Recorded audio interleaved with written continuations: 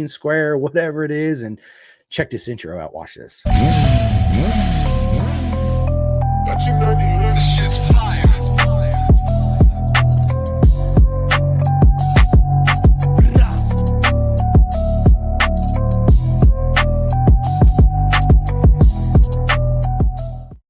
Bro, what'd you think of that? I like it. It's different, man. Jules, big shout out to Jules. The co-host too here on the podcast, when she ain't been around in a while. Jules has got a full-time job, works 7 days a week at the hospital, but I absolutely miss him to death. I do. But yeah, he made that. He showed it to me, and I was like, bro, that is absolutely amazing. So he actually uploaded it to StreamYard for me. I have no idea how to do that because I'm not that computer smart, but yes. But anyway, enough about that.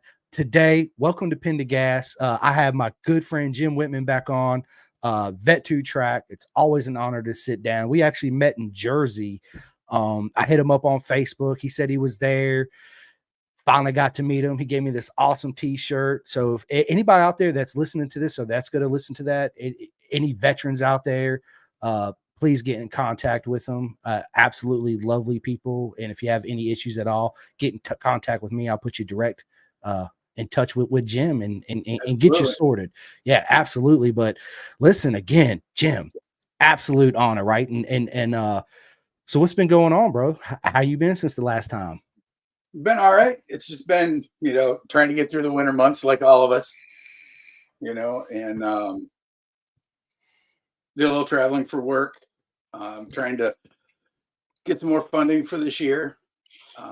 Been getting the plans together on how we're going to do every one of the events and so on. So yeah, just typical winter. Nothing too exciting. Right. It's always a lot of people don't realize how much work goes behind the scenes just to make these events happen. Right. They just see an event pop up and they go, but nobody ever thinks about the hours put in, the communications, the emails, the phone calls, the video chats. It's the same thing with the podcast. People always assume that it's easy, I guess, because you make it look easy. But I'm like, it's you just pop in just before it starts and just do your thing, and then you forget about it till next time, right? Yeah, but everything that goes on back, absolutely. It's a lot to it, but just like you, I love what I do. You love what you do, and what you do is absolutely amazing for the veterans. It's and I said this last time, I'm so proud of you for what you have done and what you accomplished, and I'm sure all the vets are too, right? So yeah, it's we need more people like you in this world that want to reach out and help people out in ways that people talk about doing it, but they don't ever step up to plate to do it right. And bro, absolutely love it. You're killing it, dude. Well, thank you. Absolutely. You're very welcome, man. Very welcome. Jim, dude, it's so good to see your face again, bro. I love it, dude. Yes, absolutely. You're a beautiful man too, by the way, just to let you know. Well, thank you.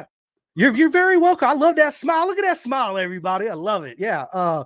So last year, yeah, I did have you on. We talked about, how you got in the whole Vet2Track and how all that started. So why don't you tell me how actually last year went with the whole program? Last year went pretty well. We had a few veterans that canceled kind of last minute, which kind of, hurt us a bit, but most of the events went pretty well. All the veterans that did participate had an amazing time. They had a great experience, and I still stay in contact with the majority of them. So it's pretty awesome. Oh yeah, when you do that and you reach out to people, because I know it's the love and support I get when somebody comments and I personally reach out to them on Messenger or just call them right out of the blue. It's you don't realize how you touch people and how you affect their lives, right? Like I have no idea. I still don't know, right?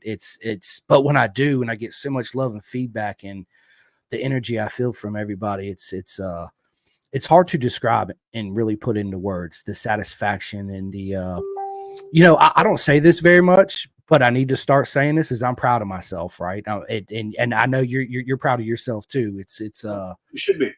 Yeah, I appreciate it, man. It's just it gets overwhelming sometimes with emotion. And that's why sometimes when I talk about it, I really don't know what to say because it's just it's like that lump right here in my throat, right? And I don't want to, shed happy tears in front of everybody, which I don't mind because I've never been afraid of that. It's just how do you put that into words, right? That's why I always say it's just mega because it's the Yep. best thing ever. It's Yeah. And on that line of thought, earlier, well, what was it, last month? I put out a challenge on the website and on Facebook.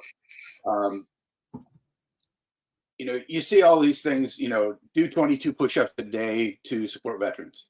Well, that's cool because it, brings awareness, but it doesn't actually do anything. It doesn't actually make anything better. So I yeah, put it out there for everybody to call 22 vets in the month of February. Just call 22. And sometimes just that phone call means the world to somebody because maybe they've been sitting home alone for the last 4 or 5 days and they're just in a pit. And getting a phone call from another human being allows you to connect when you weren't going to connect with anybody. yeah. And I know a few of the phone calls that I made, you could just hear a difference in their voice from the beginning to the end. It's like, hey, what's up, man? And then at the end of the call, they're all, hyped and so on. So sometimes just that little human connection helps. It, So everybody out there watching, um, not just veterans, just reach out to somebody. Try and do it once a day. Text is cool, but reach out over the phone. Hey, Chris, how you doing, man? no. What's going on? You know, just reach out. Make sure that they know that that line of communication is open. Because some people feel like they don't have anybody to talk to. I'm sure there's a lot of people that don't feel like they don't really have any. And you're right, Absolutely. absolutely. So yeah, dude, listen, that's a great challenge. Let's do a challenge. I challenge everybody once a day, man. Pick up your phone, however many contacts you're in there, just pick a random one, call them and say, hey, what's going on? How you doing? Let's get Yep. together or whatever. Yeah, absolutely. It's and if anybody's out there that wants to reach out to vets, um, I know a couple that I could put you in contact with. They would love to hear from you, even though they don't know you, right? You could just tell them I sent you to talk or whatever. Or you can get in touch with Jim on that too. It's Absolutely. I, Absolutely. that's one thing that gives me really satisfaction is just reaching out to somebody, and saying, hey, how you doing? Yep. How's your day been? What's your plans to eat tonight? What movies you've been watching? All that good stuff to go, a real genuine conversation. It's something very simple to do, Yeah, you it know, is, dude. but it can be so meaningful to people that need it. I couldn't agree more. It's and listen, me and Jim know how it is. Life happens. Day to day goes by. Sometimes you forget, but just do your best anyway to just have it back there in the back of your mind. Write your little sticky note or whatever. It don't have to be once a day, but just make it happen. It for Absolutely. sure. You don't realize the effect you have on somebody's life on that day, right? Or what they're mentally going through. And when you do that, you completely, just like what Jim said, you completely change their whole day. Shoot, maybe even that whole month around because of that one simple phone call, that one simple conversation, And sometimes it helps you even more than you even thought it would.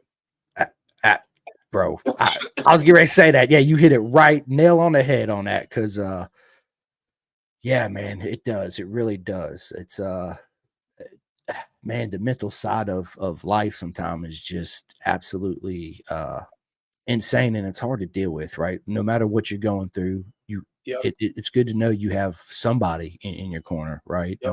And I that's tell this to everybody. Go ahead, Jim. Sorry. that's one of the reasons why I tell people to reach out in a phone call Yeah. because we get bombarded every day with Facebook Messenger, text, emails all day long, and we rarely take phone calls anymore.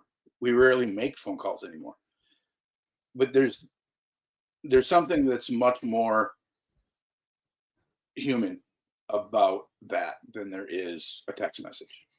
You may end up going to a text message after the phone call, but make the initial call because it matters. It truly matters. Just to hear somebody's voice, right? It's like soothing to the soul almost, right? It's like whatever know, you go. and Yeah.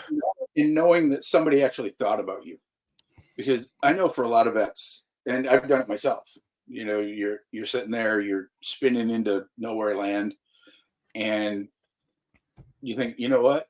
Nobody gives a shit about me. Nobody'd even miss me if I was gone. And then you get a phone call. It's like, wow, somebody was actually thinking about me.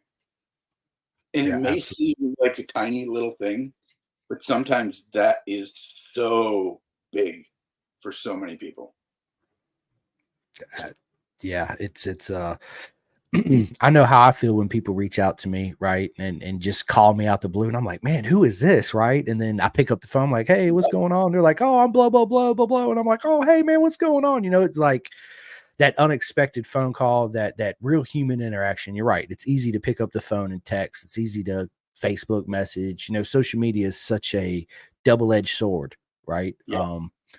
It's good, but it's also bad. It makes us I think it takes away from our human side of things, right? That human interaction, even though I reach out to you on Messenger, it's not the same as a voice call or, hey man, let's Right. get together and sit down and go grab a bite to eat for lunch. You know, that human interaction is everything. It's just like I tell people, man, like when I take my shoes off and I walk outside in the grass barefoot, I feel connected to the earth, right?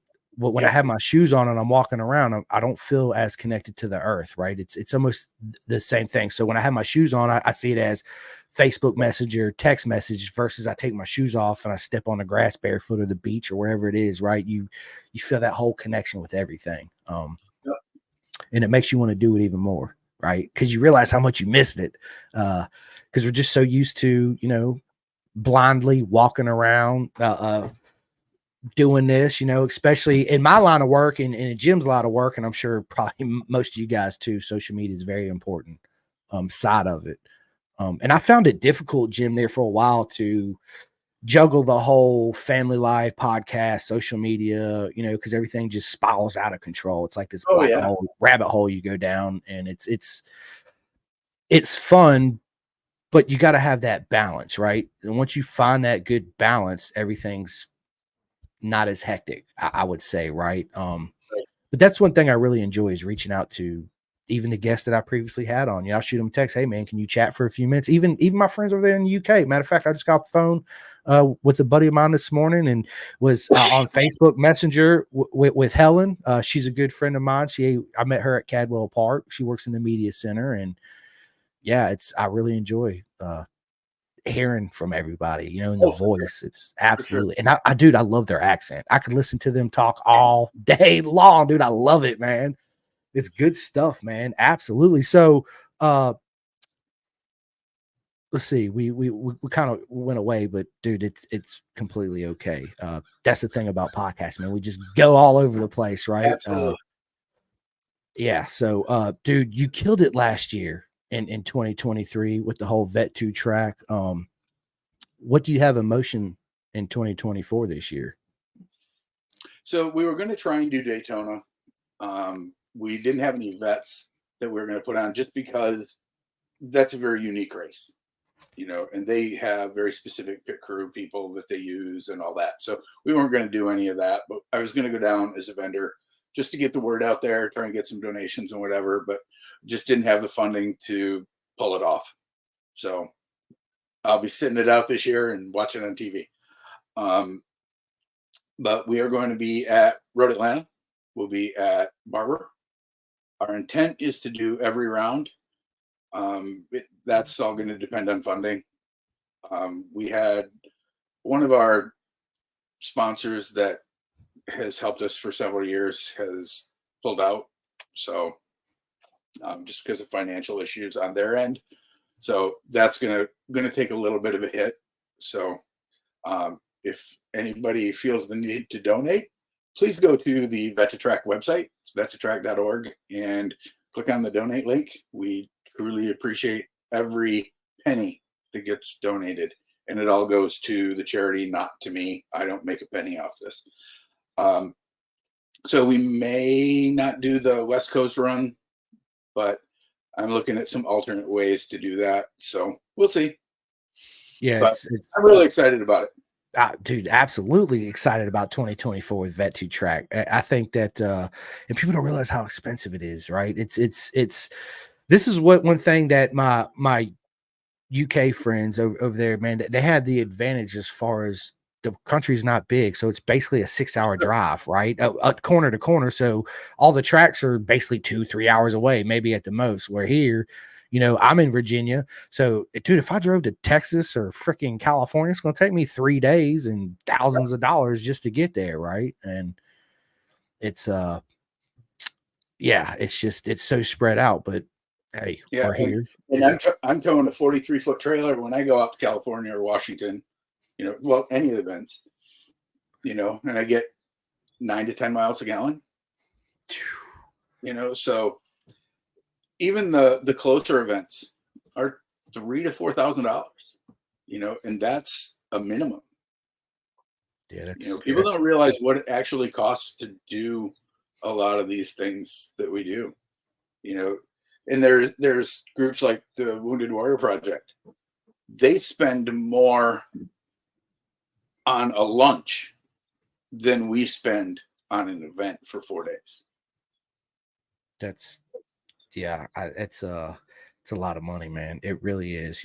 Even where you're at and I'm at, just to go to Florida. I mean, it's not so bad. It's like 10-hour drive, but still, you got the drive, you got the hotel, you got everything. I mean, it's $2,500 trip, right? Yeah. For me, And for me, it's 18 hours.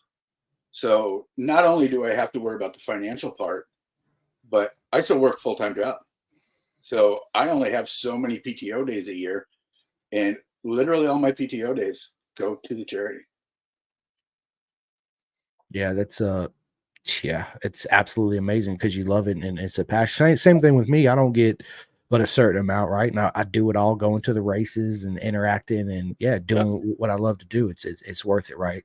Um, yeah, there's so much involved and so much that goes along with it, but it's at the end of the day, it's absolutely worth it, right? You change one person's life, see that one frown turn upside down into a smile and get hugs, and you feel the not so much the negative energy, uh, but when people are down, it's to me, it's because I'm a big energy feeling guy, right? So it's not negative energy, but it's like stagnant, almost dead energy, if that makes sense, right? Um, Just it's like a level of despair, yeah, where you just don't you become numb, you don't care, you know. yeah. It's like the energy stops. Yeah, a couple of the vets that I talked to, they the hardest thing for them, well, I don't want to say that, but one thing that I picked out, that I picked up on, is that it's hard for them to, how do I want to word this? Uh, have any human feeling connection, if that makes Right. sense, right? And it's like all that's just gone. Like they just, Yep. it's whatever, right? You could, So it's especially if you have a family when you go overseas. Like I had 3 kids, a wife, and I went overseas. Um, if you think about them while you're on a mission, when you're doing things, that can be a detriment. So you learn to put those feelings away so that they don't matter. And when you come home, it's really hard to dig those back out of the war chest, so to speak. And a lot of people don't understand that part of it. And when you talk to people, a lot of people are like, yeah, just get over it, whatever. And there's parts of it that are with you forever. You don't get rid of them. You learn to deal with them, but they're still there every day. listen, 100%. It's I've been like, home I've been home for 12 years. And there are times I wake up and I think I'm still over there. So it doesn't just go away.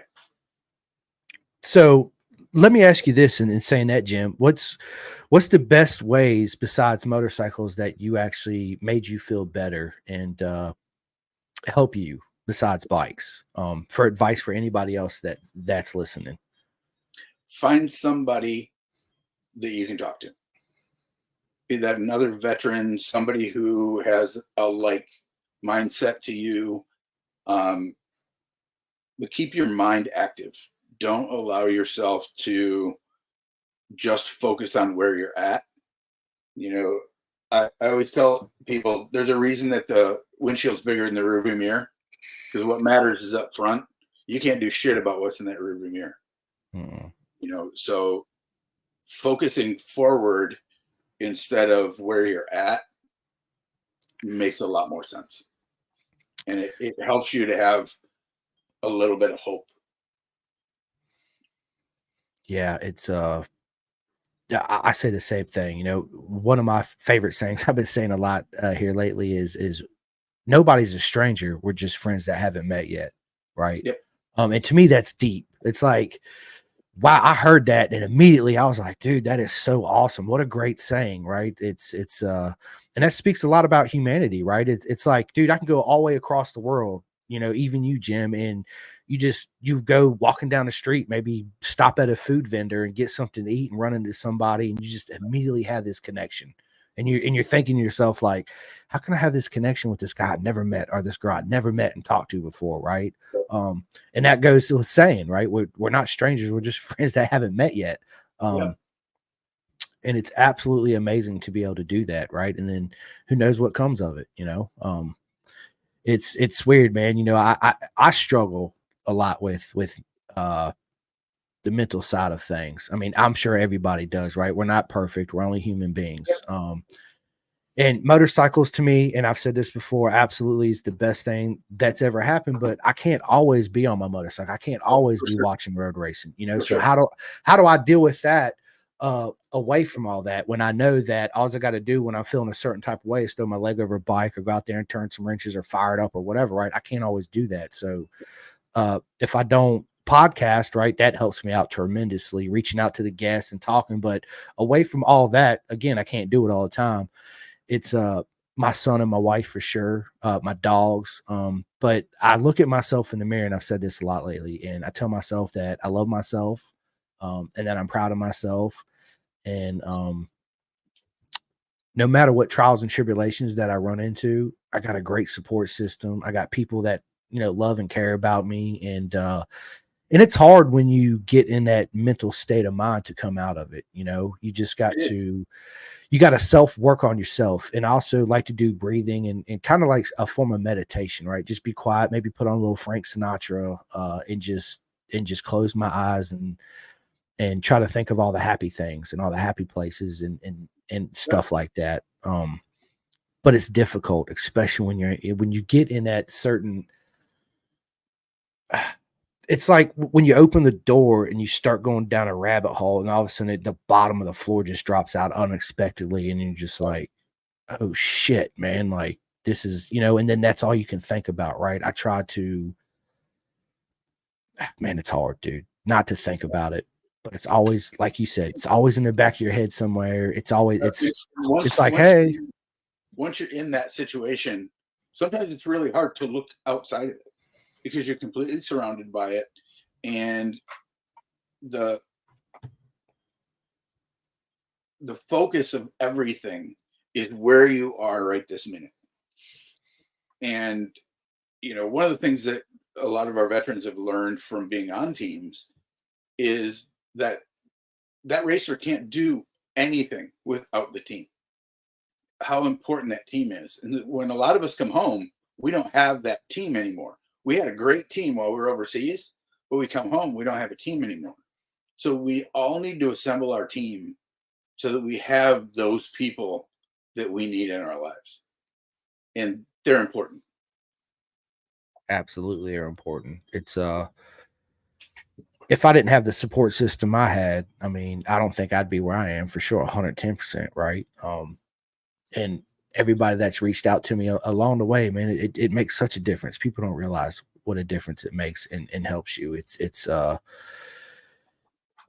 very tough. And everybody that's listening, if any time of the day you ever want to talk, I don't care if it's 3:00 my time, it's 7 p.m. your time, man, call me, because I will answer the phone and I will talk to you, right? Same. Absolutely, I will. And it's yeah, it's just yeah, so I'm here for you. Jim's here for you. So anybody that's listening now or that's going to listen to this, yeah, feel free, reach out, call me. I'll post my personal phone number. I don't care. I will talk to everybody. I think it's very important for us as a human race to come together in ways that we hadn't come together in a long time. You know, we need that. We really do. And listen, Jim, my friend Sean Wayne, what is up, man? He says, agree. So hard not being involved with motorbike racing, and the team is everything. Absolutely, it is, right? Absolutely. It's and I said this before, it's like my mom always says it takes a village to raise a kid, right? Well, it takes a village to raise one racer, right? One sure. vet. You can put that in perspective in pretty much anybody. Yep.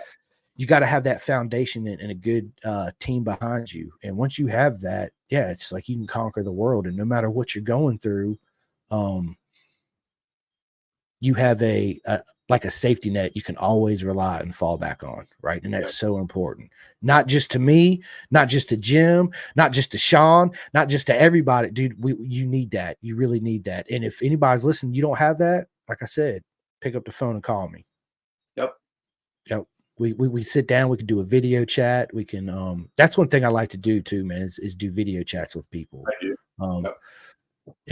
I think it's important because we sit down face to face, we laugh, we see the smiles, you feel the energy, you feel it on the phone too, right? But when you look at somebody, it's completely different than a phone call. So and it's a lot harder to say, oh yeah, I'm fine.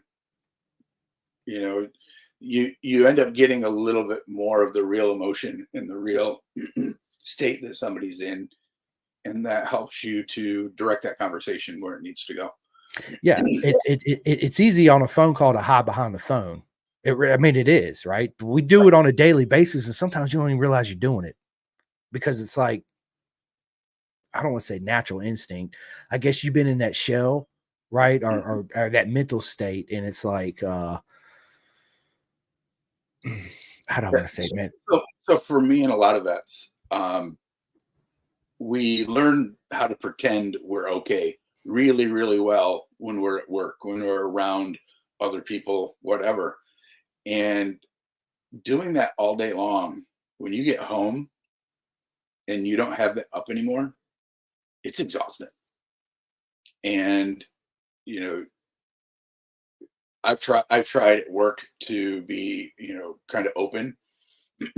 And there's a lot of people, they just look at you like, I don't want to hear this. Yeah. Or they get very uncomfortable. And it's like, got it. I'm not gonna talk about it anymore. So having that team really matters. Your own team. Dude, absolutely it does. I feel like man, us as human beings, man, we need to do better. We need to care more for your neighbor and everybody else, even strangers. This world would be a better place if everybody had a great support system. Unfortunately, we all don't have a great support system. But we got people like the amazing Jim right here, right? And VetuTrek, and there's many more organizations out there. And like I said, you can call me. It's man, it not just in sports, just in life in general, right? Because nobody knows what you're really going through. And if you don't, and this is the deal, people, if you don't open up, me trying to figure out what's going on, if you keep me blocked off, how can I get in? Right. So now I need to figure out a way to at least crack the door open a little bit, to peek my eye in, to be like, I see you, right? Let's open the door a little bit more. I find that people that struggle with that, the more that I talk to them personally, the more that door opens and opens and opens. The next thing I know, the next time I call them, they're telling me, instead of me asking and prying and picking and digging, like I'm digging for treasure, right? Just to find a little piece of something. The more I do it, when I open it up, it's like, boom, it's the treasure's there, and they're asking me, how I'm doing, instead of the roles being reversed, right? Yep. That's when you know that you're really helping them out. And they're happy, and that should make you absolutely happy, because there's nothing like seeing somebody smile, turn that frown upside down, give them a hug. That's why I'm a hugger. I'm a hugger. I do high fives and all that too, but I'd rather give somebody a big hug because of that human interaction, that bring it on in. Let's get a big old hug. I care about you. Yep. Let's go grab a bite to eat, a pint of beer, or whatever it is, that's the world. For sure. I think it makes a big difference. It does. Yeah, it's man, I love talking about the mental side of things, man, because a lot of people don't talk about it. It's something that's a taboo to talk about in our society, and it is the biggest one of the biggest problems we have in our society is we don't talk about it, and things you don't talk about don't get fixed. Yeah, you can't keep them blocked in because it just the mountain keeps building and building and building and building, and then you just feel like you're in a shit wormhole, lost forever. Nobody cares. Fuck everybody. Yeah, it's rough, man. So we got the Infantry 98. I'm pretty sure this is my man Patrick, man. He says we put up an act of being okay due to the fact that if we open up about how we truly feel after OEF, we would get kicked out of the military. Truth. It to me, when I talk to vets that's been in the military like you and Patrick and people like that, man, I feel like man, how do I want to say this? The military failed, right? It's like it's they want you to go do all this and do that, but when you come home and you got PSTD and you're struggling mentally and all this, all they want to do is give you some form of pill and take this and come back and see me and how do you feel? How does that make you feel? That's not the answer, right? We need to do better, have programs set up when you guys do come home. You have that instability and mental things you're going through. Because I couldn't imagine, like I see Saving Private Ryan, and I love the war movies, right? But listen, watching it on TV and physically being there and seeing it, I could not imagine what it does to you mentally. Yeah, right. and it's and it's not just the veterans. A lot of first responders go through the same things. Absolutely, they do. They see, and there's a lot of similarities between the two. But getting out and just doing things, do something, it helps.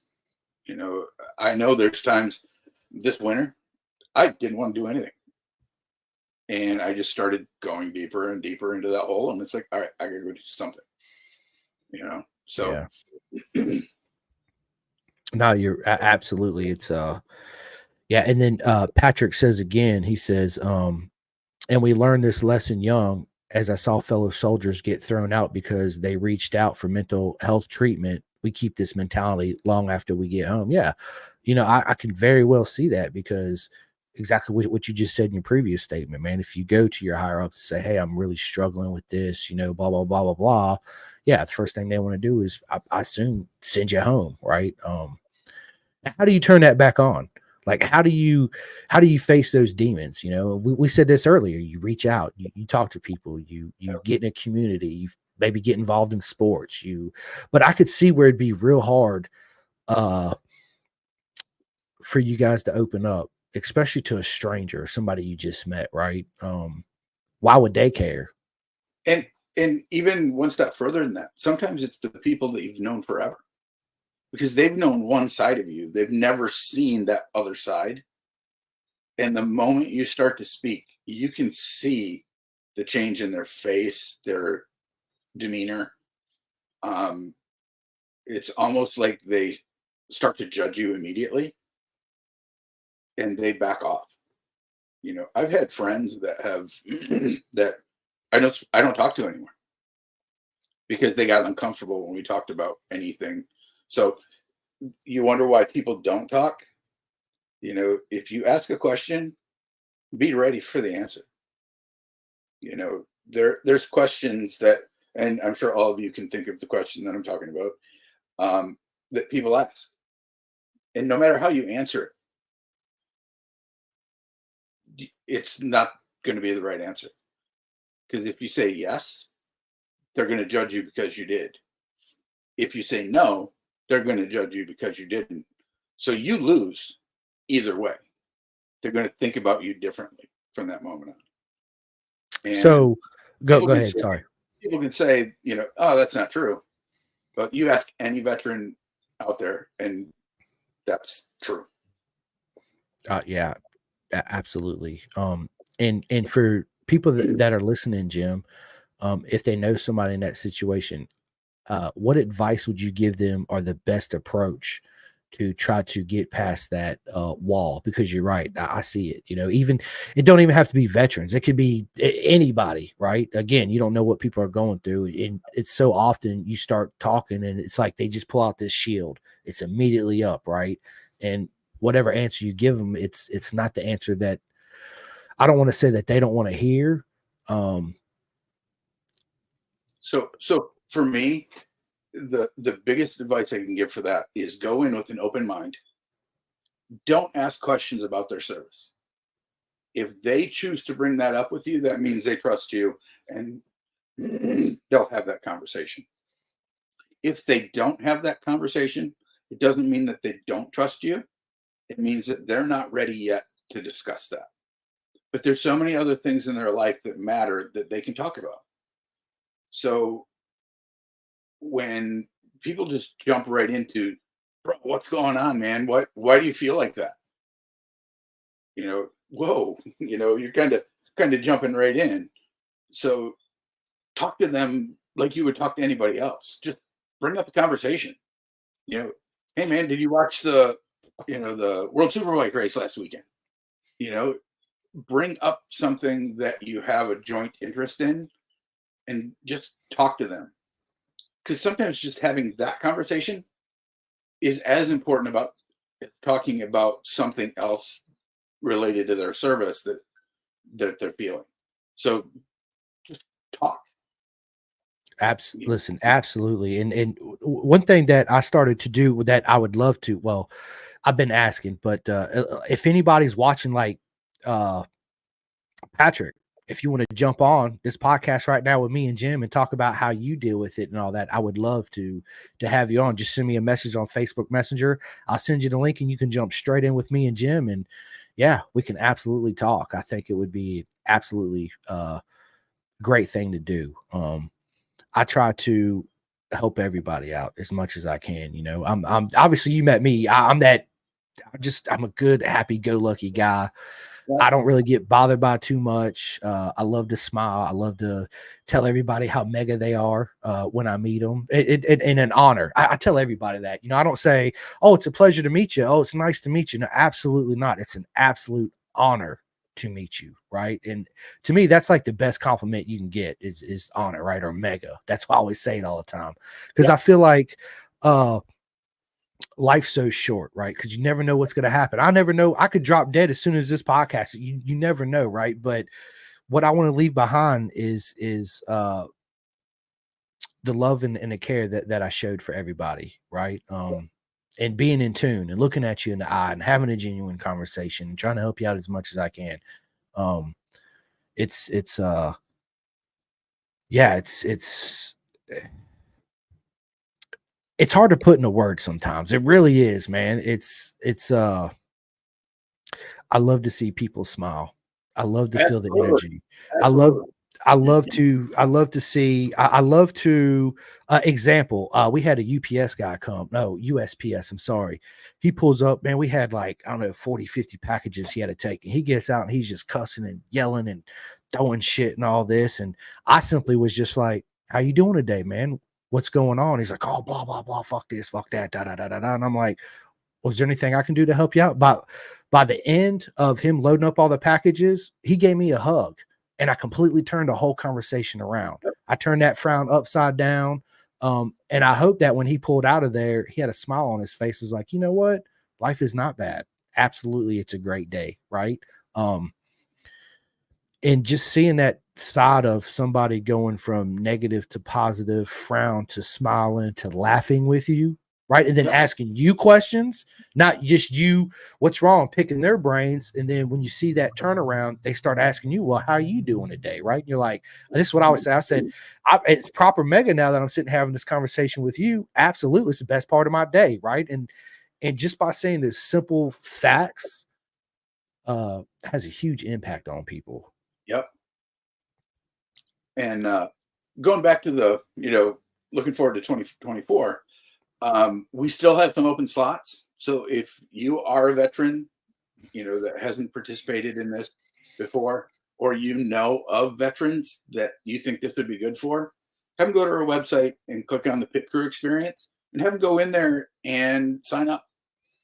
Like I said, we've got quite a few slots that are still open. They just need to commit to it once they decide they want to. Because we've had way too many people, cancel out last minute. And I'm really trying hard this year to make sure that doesn't happen. So, and if you're watching and you're going to be at one of the events, come find us. We've got the Vet2Track tent vendor booth that we're always set up at, pretty much all the events. Find out where our veterans are and, go talk to them while they're, with the team.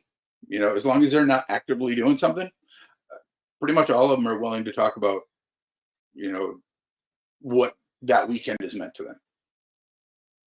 Yeah, so with that being said, if any veterans out there that are interested, Jim, tell them what is the process of actually signing up? Like what do they need to do to actually sign up for Vet2Track, the steps that they actually have to take? Okay, so the first thing you need to do is go to the website. We have a Pit Crew Experience link, and it'll give you information on it, and then a link to sign up. And if you have a veteran that you want to sign up, you can nominate them. So they don't have to do it themselves. They can nominate. They can be nominated. Then we take all of those, we go through them, and we vet them to make sure that they are actually a veteran. Make sure that they, kind of fit what we're doing. And then we make a decision on which ones we're going to put with which team. We notify them. They need to get their AMA membership. They need to do a couple other little things. And then once that's done, we go do the event and have a blast. So for those out there listening, Jim, do they need to supply their own like gear, riding gear, boots and helmets and all that? Or is that something that you guys supply too? So for the track days, we do have bikes and everything else, but for the Pit Crew Experience, they don't need a motorcycle. They don't need any gear. They show up. They don't even need to have motorcycle experience. We've had people from, we're racers all the way down to, I've never actually touched a motorcycle in my entire life. And they've all done really well. And we're an active part of the team. They actually had something to contribute. I think I talked about this last time. We had one guy who was a former helicopter pilot. He was not comfortable touching the motorcycle at all. He's like, I am not mechanical. I'm not touching anything.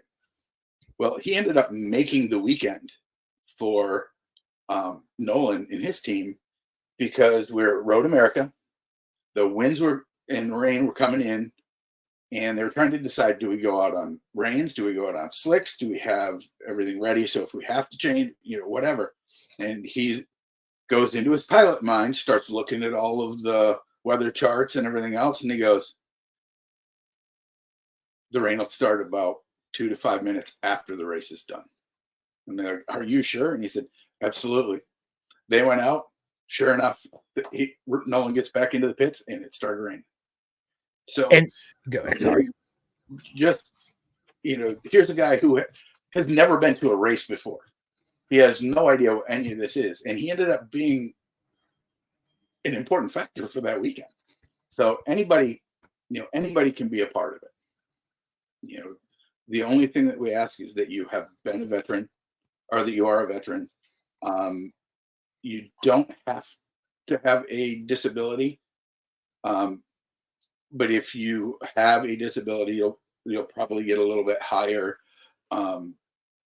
number as we're trying to, select the veterans. Yeah. It's and you're talking about Nolan Lampkin. That's exactly what you're talking about. Yes, Yeah, absolutely, absolutely. dude. Big shout out to Nolan. What a wonderful guy. Matter of fact, it's funny because I do what he told. So I had him on, of course, and he's such Yep. a proper guy. So I asked him what his superstitions were. I was like, "Do you have any superstitions?" He's like, "The only superstition I have is I wear my socks inside out." And I was like, "Why the hell you wear your socks inside out?" He's like, "Because of the seam in the front. When you put them on, you know how your toes touch them, and you got to move them around." I was like, "Yeah, I hate that." He's like, "Well, wear them inside out, and you won't have that issue." So now I'm a habitual inside out software every day, right? And it's funny because I never noticed my wife.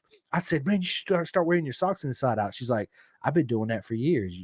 I was like, "Well, I don't, I'm still asleep most of the time when she gets up and get dressed, so I really don't see it." I was like, "Well, how come you didn't say nothing?" She's like, "I just didn't think about it." Right. But it's small things like that, do you, Jim, yourself have any superstitions at all like that? No, not really. I don't. Um, Before I would go on track, I would always take a minute and just let my mind go. Just step away for a minute in my head and then go. Get myself hyped and hop on the bike and go. Um, but no, I'm really not a superstitious person at all. I'm not neither, and having this conversation with you is helping me deal with something that I've been going through this morning that I found out that I told you we'll talk about. Okay. It's yeah, having this is helping me out a lot. Sitting here having this conversation with you about just anything in general, just life in general, right? It's again, it's that human interaction with Yep. with your friends, right? Even if you're not friends and you're talking to a stranger, that human interaction that helps you not take away it completely. It pushes it back just for that slight moment. You almost forget about it, right? Like it's not that heavy weight on Yep. you, It right? takes the It's focus off. it does, man. It lifts it up, man. It's dude, mental game is so rough. It's man, it's devastating at times. It's That's one of the reasons why this yeah. specific charity exists, is because I was at a point in 2014 that I was ready to check out. I mean, I was literally ready to be done. And 2013, I should say. And just going to track days, the people that were there, veterans and non-vets, literally turned everything around for me and gave me a reason to want to go forward instead of just, suffering on my own. So in 2015, I decided to do this to help other people find the same thing I did. And, we've had hundreds, of vets that we've put through in the last, holy crap, it's 9 years now. Um, and that's helped me as well.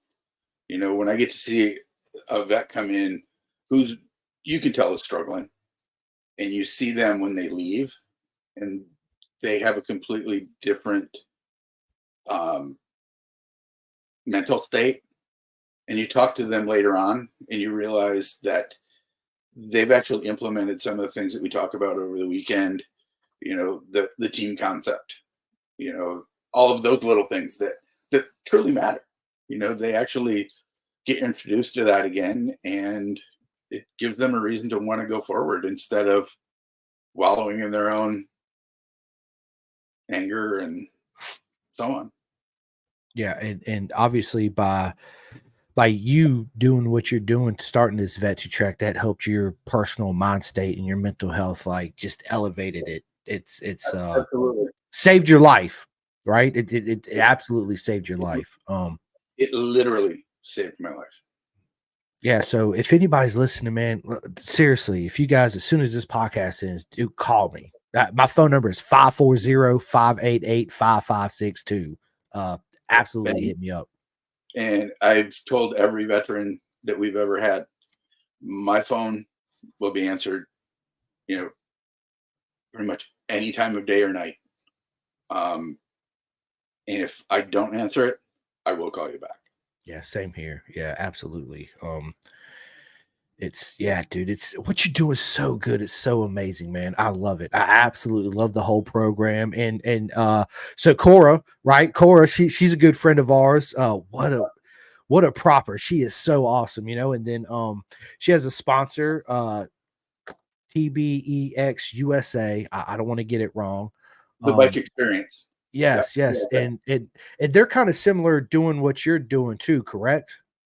So they put veterans on, or I'm sorry, they put people with Disabilities. either paralyzed amputees on motorcycles on track days, or just get them riding again.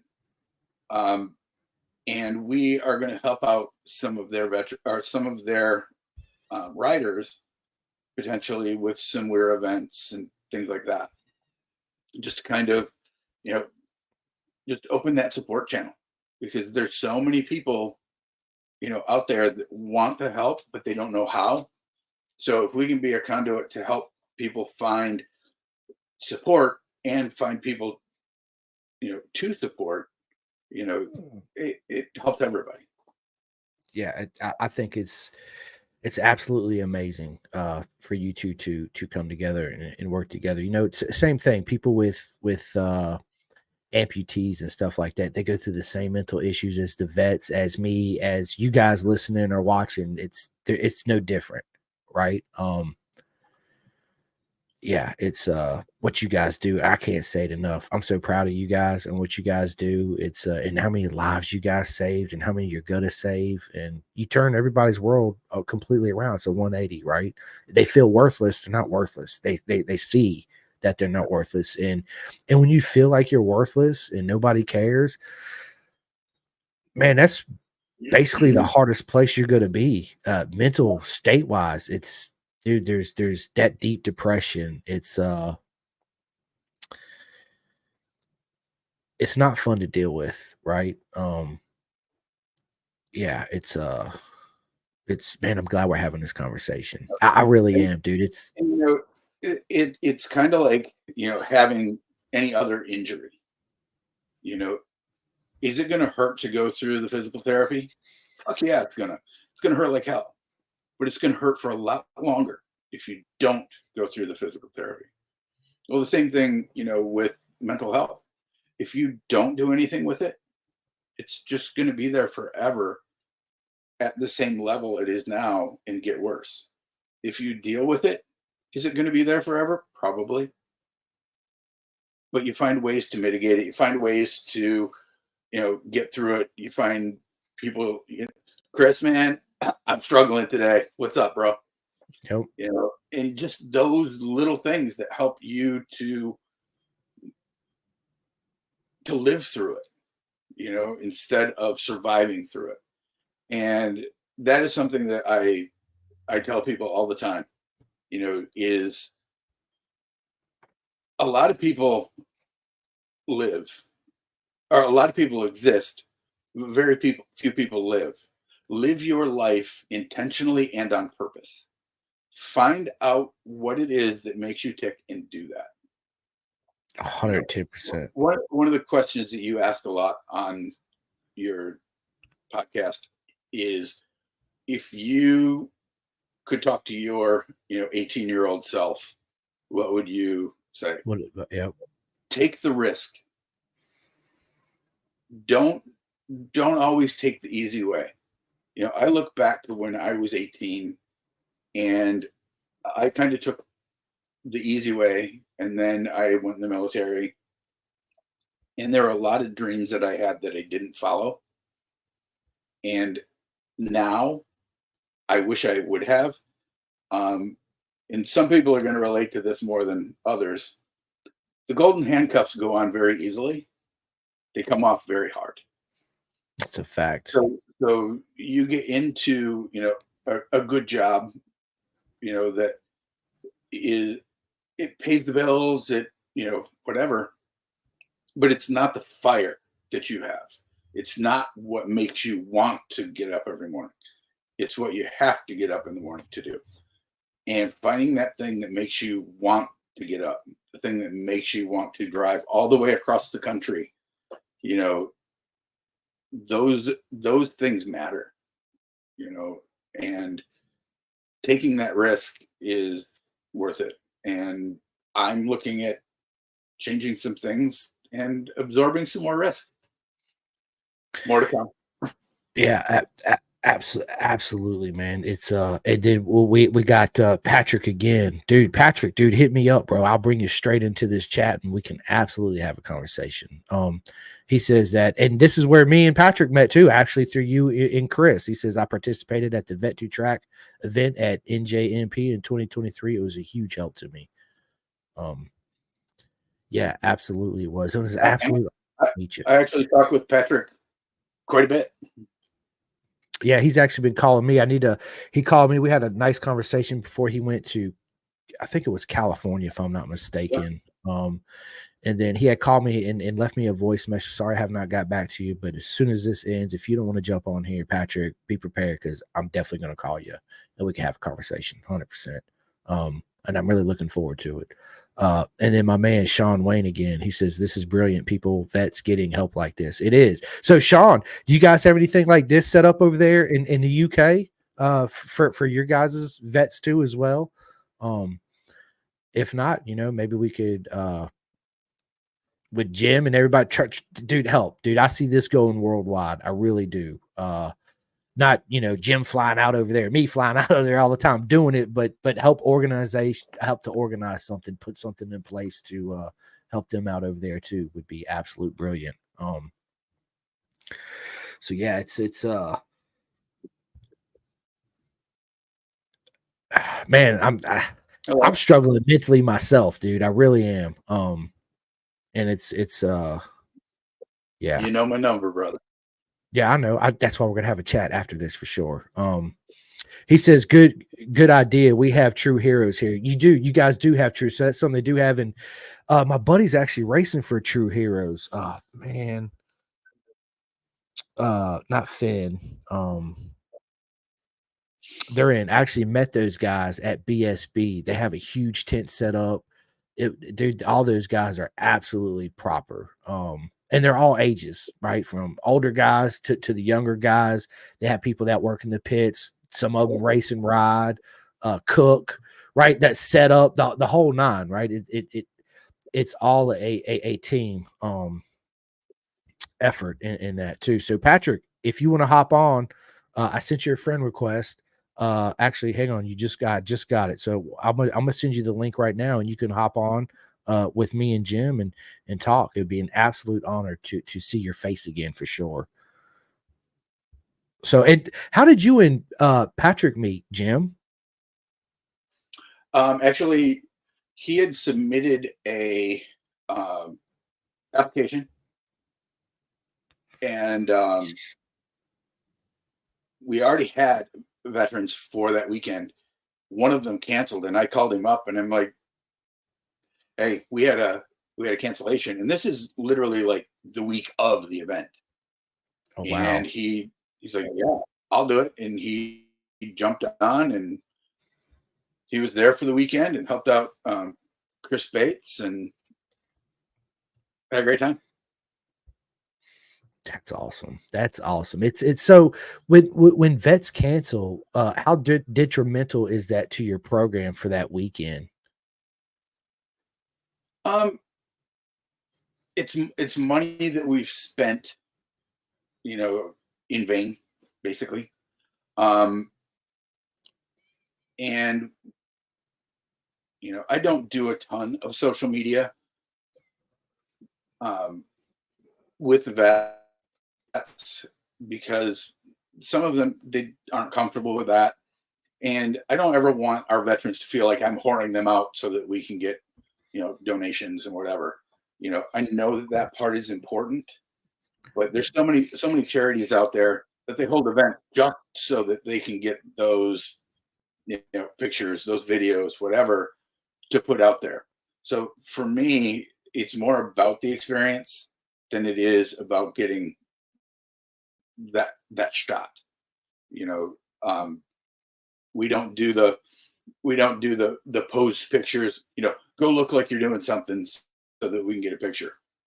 Yeah. Any pictures that we ever have, you know, are actually of them actually doing something. A lot of times they don't even know I'm taking the pictures.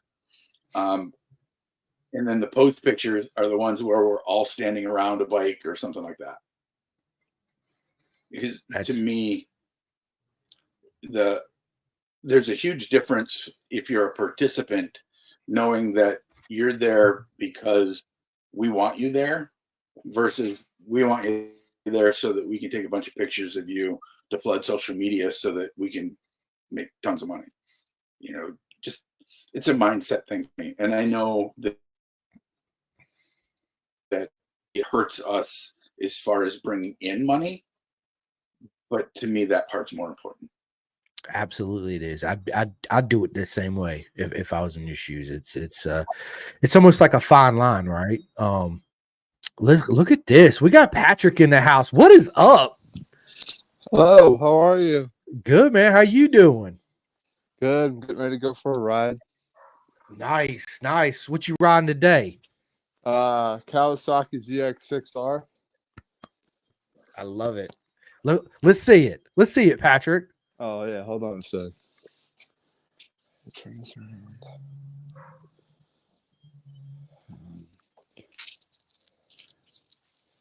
Should be able to. You see it now? Yeah, I love the color. Thank you.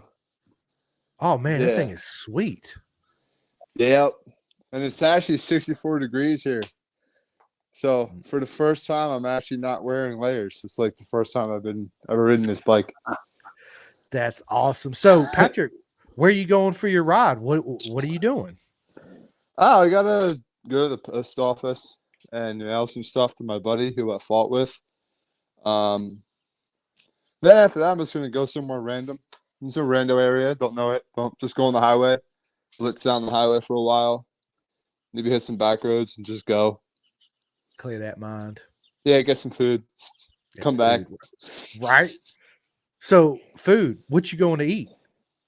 I don't know. Probably Chinese or I don't know. Chinese food. Probably Chinese food or sushi. I try to eat. I really do try to eat clean as possible. So usually trying to find places like Acai Bowls. There's this joint called Sesame, and that place slaps really good. That's really what I try to do. I don't really go to fast food. I try my best to avoid like big name restaurants because they usually give like the caloric size and serving is insane. So I usually try not to do that. Well, that too, and also a lot of people don't realize all those fancy restaurants, all that shit's pre-frozen and pre-made. All they do is 9 times out of 10 heat it up, right? It's terrible. It's terrible for your health. Absolutely. So, Patrick, listen, obviously I got Jim on here, right? And I met you in Jersey, which was an absolute honor. We've had a couple phone call conversations since then. So tell us about your experience on Vet2 track. It was awesome. I actually applied to it.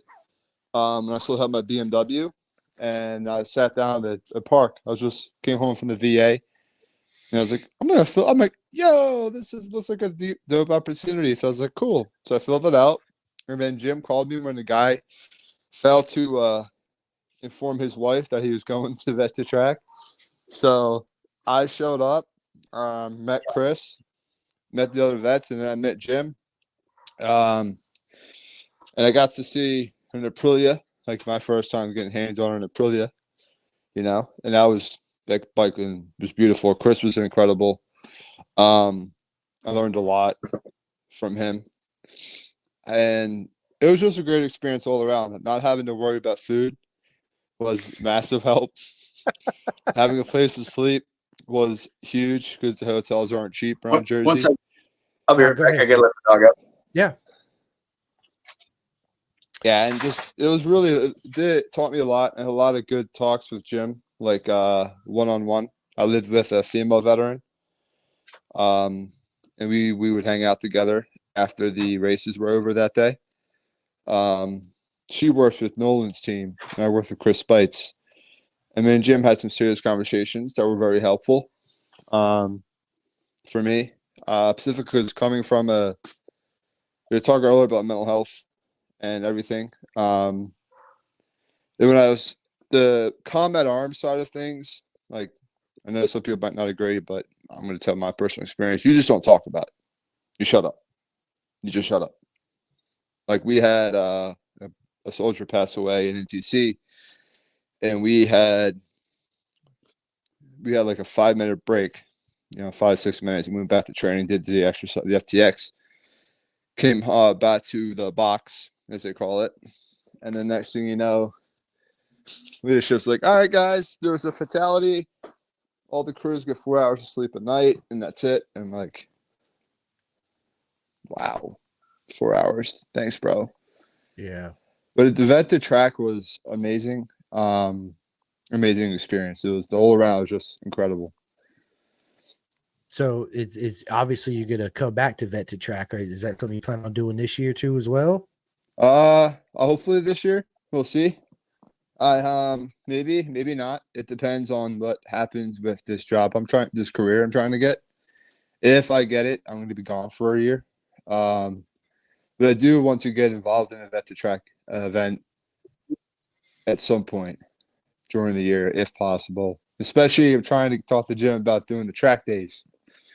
You know what I mean? Because that's for me. That's the biggest thing in the world is doing the track days.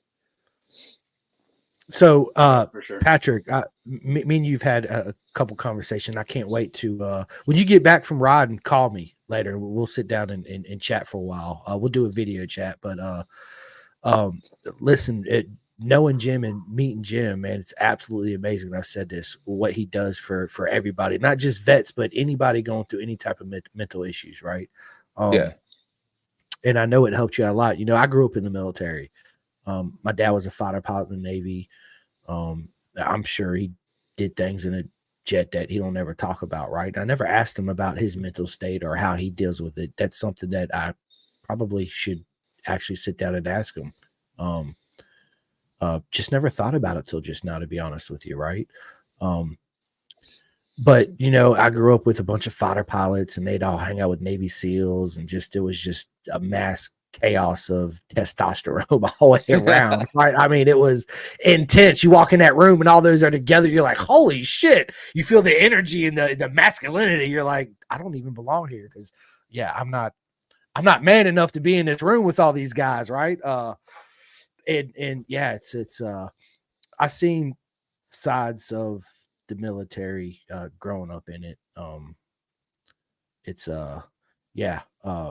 almost joined the Air Force out of high school. My best friend did. I just didn't want to do it at the end of the day. I guess because of the previous things that I have saw, kids are very aware of what's going on, and we don't talk about it as kids, right? Because as a kid, I'm sure it's the same thing. When a kid tries to talk about adult situations and I'm just a kid, the adults look at you and be like, you don't even know what the hell it is you're talking about because you're only 8-9 years old, right? But we do understand what's going on, and we're very observant, and we see things, and we feel the energy. So, yeah. So Patrick, on a day-to-day basis, man, how do you deal with everything?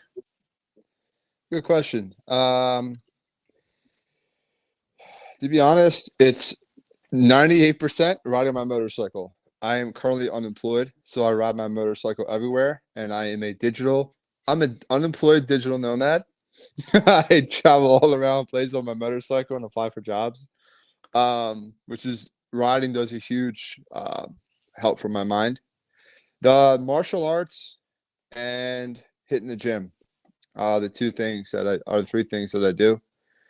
Martial arts is something I've done my whole life, and hitting the gym, as everyone knows, is just really good for your mind. But the number one thing is riding a motorcycle. Yeah, it's it's funny how two wheels just take away everything. I mean, you look at it's just a machine, right? It's you're like, it's like, listen, I could get in my car being depressed and it ain't gonna do shit for me, right? I might turn on the radio, my favorite songs, and jam out maybe for a minute, and then it's right back to the same thing. But it's something that's got to be said with them two wheels, man. It's like you throw your leg over it, you put your helmet on. To me, it's like as soon as my helmet goes on, everything else goes away, right? Yep. You fire up the motor. I'm not the type of guy. I don't like to listen to music while I ride. To me, it's like a distraction. A lot of people do. I love to hear my motorcycle. I love to hear her talk and her sing, right?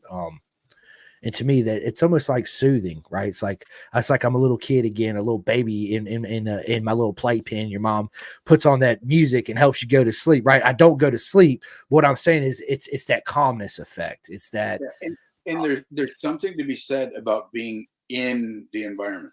When you're inside your car, your truck, you're enclosed in a space that has its own environment. When you're out on the motorcycle, you go up and down hills and you can feel the temperature change. You can smell everything that you go by. Sometimes that's a great thing and sometimes it's horrible. But even the horrible ones remind you that you're involved, that you're part of what's going on. And you have to focus much more when you're riding a motorcycle than you do when you're driving a car. Mainly because there's so many idiots out there that don't care that you're on a motorcycle. Yeah. So when you can't think about those things that are going on, you can't think about work, you can't think about stuff going on in your head. You just get on the bike and it's you and the bike. And it's very cathartic. It's just a great way to wipe the slate for the next however long you're going to ride. Riding is huge. It's actually the only thing that's helped me. It was a big help for me when I first got back, when I stole it back in active duty. I got back from Afghanistan in 2010. Went back to active duty life, and I got a motorcycle. And it was the best decision ever.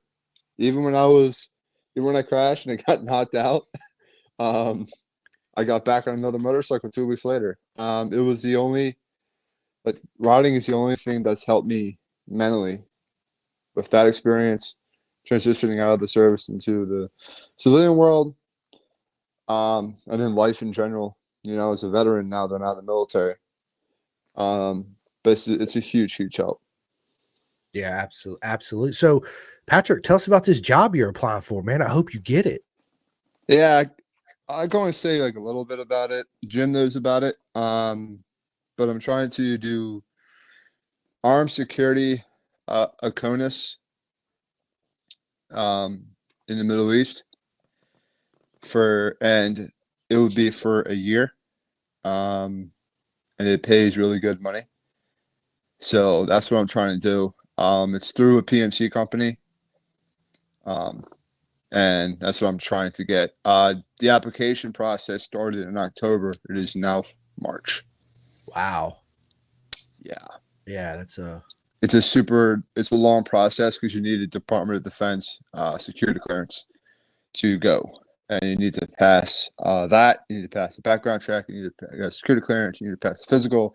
You need to pass the PT test. You need to pass weapons qualification. And you need to pass another physical. So it's a lot. Yeah. I never had to apply for a job like that, right? I just fill out an application. Shoot, nowadays we don't even have who has applications anymore. I mean, when we were growing up, me and Jim, you go there and you actually fill out an application and do all that. Yeah, now it's nothing like that. Basically, it's like, hey, can you come in for an interview? Absolutely. And you go and you sit down face to face and you pretty much take it from there.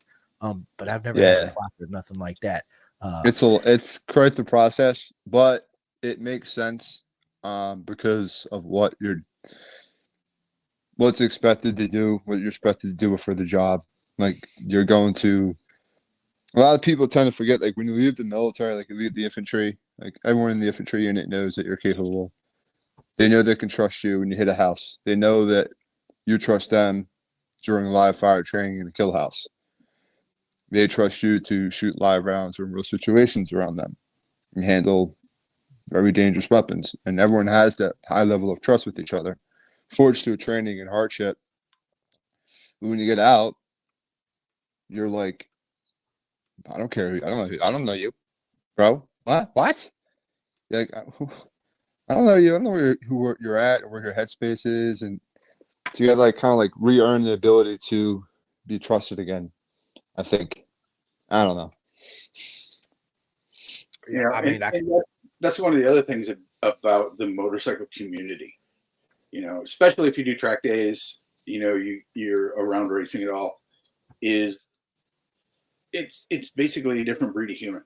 You know, there's a lot of people who aren't veterans that we can relate with really, really well, just because we have a very similar mindset.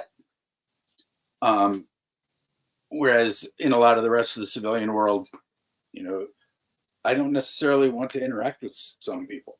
I just don't.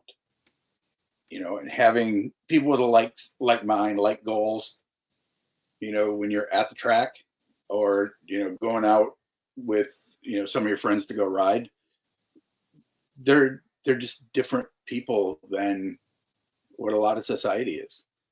You know, people that ride motorcycles, specifically sport bikes, they're different.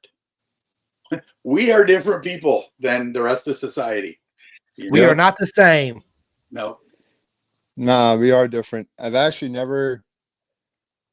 Every person I interacted with on track, whether I was doing track days myself or at Vet to Track, everyone I interacted with was just a good person. Like, you know, they were cool to talk to, really good person. I actually got to sit down and talk with Noel Lampkin. He came to hang out with Jim, and he crashed out in the camper after they were done racing for the season.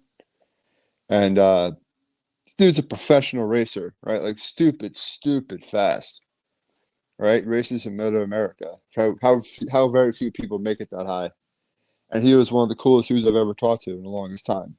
And Jim's right, which is because we share that passion for going really fast, really fast. Or at least in our mind, think we're going really until we see like Nolan go, and you're like, yeah, I'll go back to my PlayStation now, and we could play on that, right?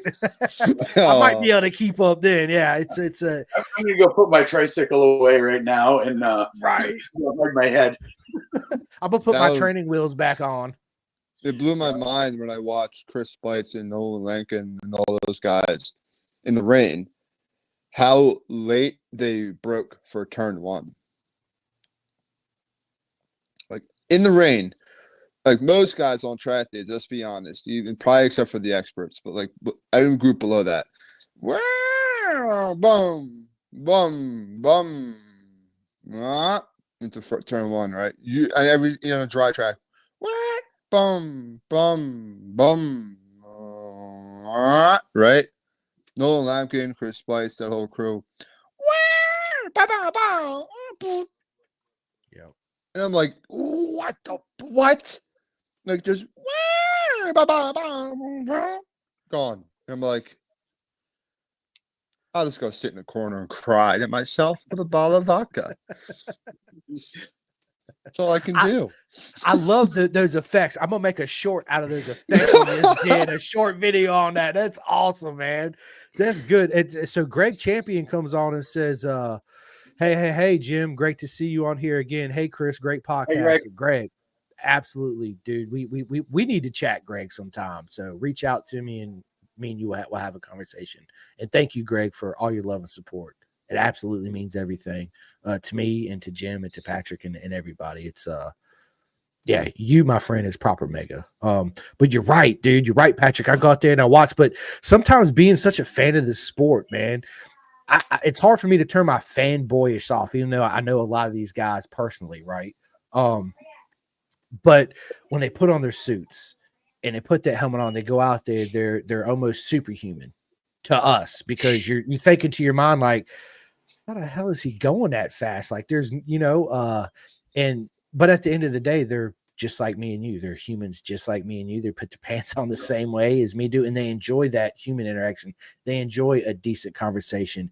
And to me, when I talk to a lot of the riders, especially when I go live at the track and I'm talking to them face to face, I don't talk anything about motorcycles.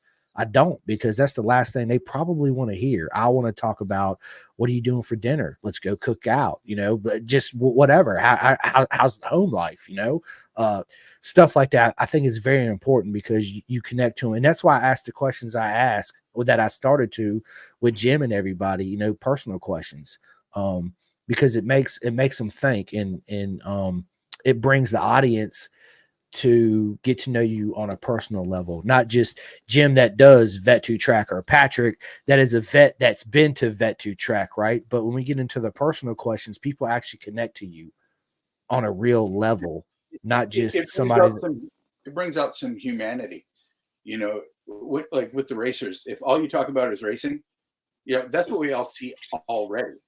But when you realize that, your favorite racer, likes, pizza with, whatever pineapple, you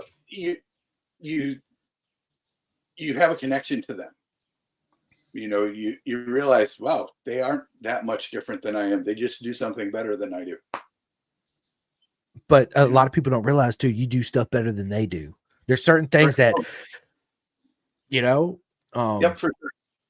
It's to me, it's like, I've done a ton of track days. I race some. Of course, I was never good enough to do it, and the money and that whole money situation. But so to me, what I gather from even riding on the street, right? So look, I'll compare the Ironman, the real road race TT guys, to short circuit racing, right?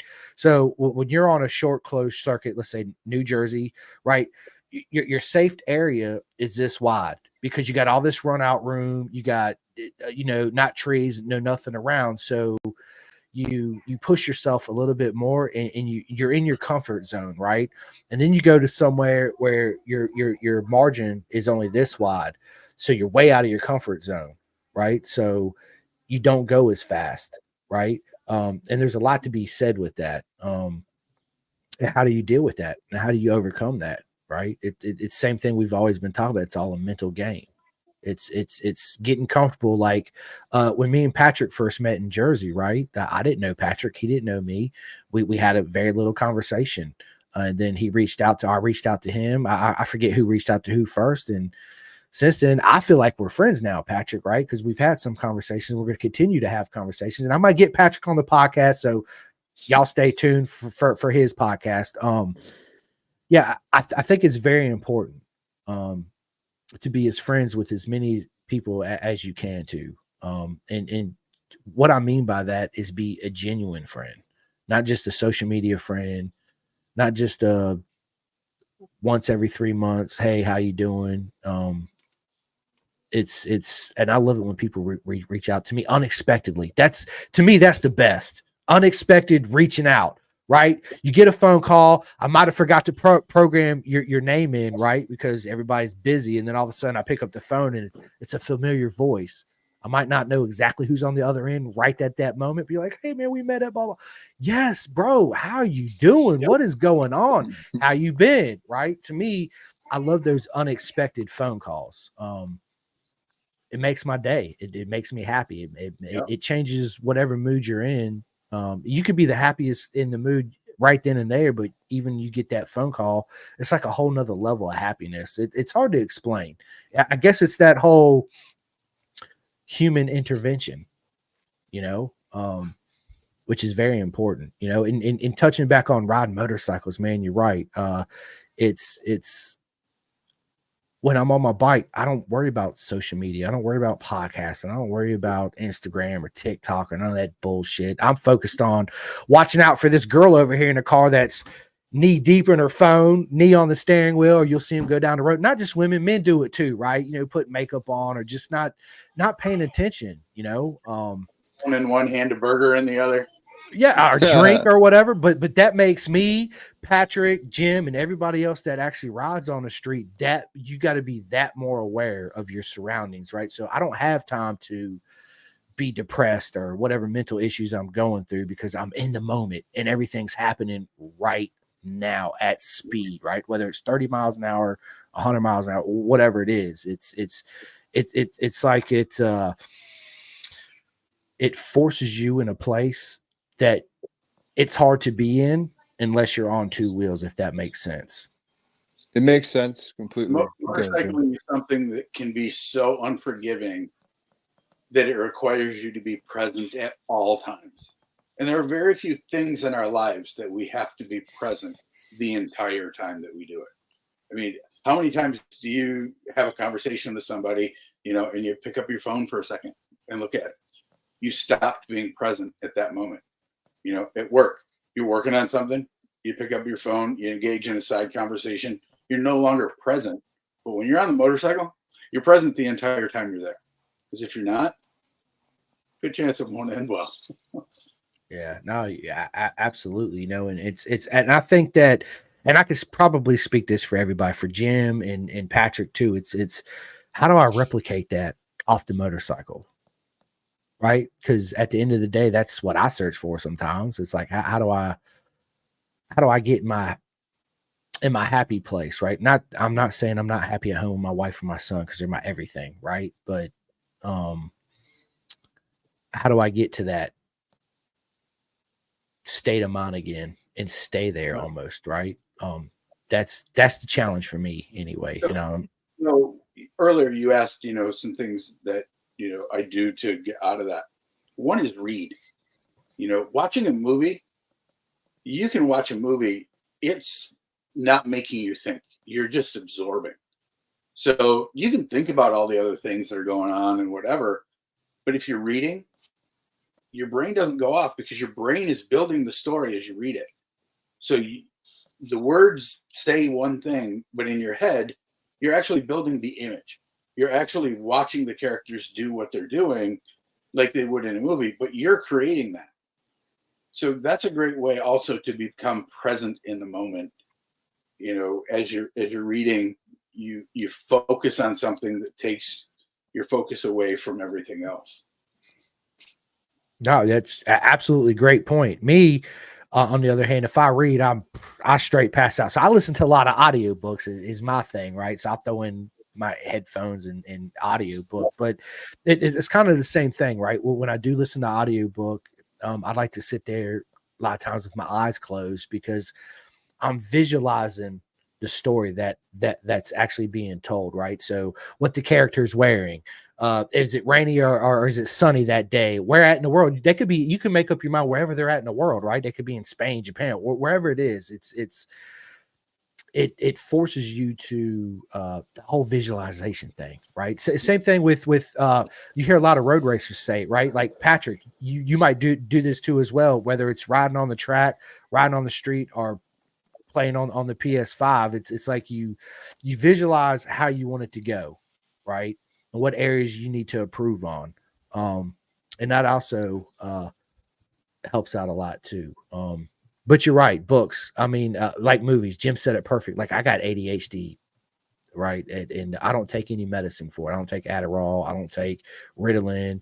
Forget all that pharmaceutical bullshit. It's not good for you at all, right? I find other ways to deal with it. And to me, it's an absolute challenge. But I could be sitting here watching a movie, and like 10 minutes into it, and like this shit goes off. You're like, that's badass. 10 minutes later, I'm like, what the hell even happened the first 10 minutes of the movie? Because my mind is literally all over the place. Right. And when I'm on my motorcycle, it's I focus more than I could ever focus on anything, unless I'm actually at the racetrack live and I'm interacting with Patrick and Jim and Nolan and all these other great people that I've had the honor to meet in my lifetime. But yeah, again, two wheels. It's and I wonder if it's the same way in the car world, right? As far as car racers go. Probably. Yeah. I think the racers, yeah. I definitely see there being a lot of similarities to it. The street guys, no. But the track guys, definitely, and especially the guys that do it for a living. Because they are, again, stupid fast in a car. Right? From like the SCCA stuff where guys get paid, I guess, up to Formula One. You know what I mean? Like, Yeah. I see a lot of similarities to it. You know what I mean? Yeah. Absolutely. The communities are similar, but the motorcycle community is a lot tighter.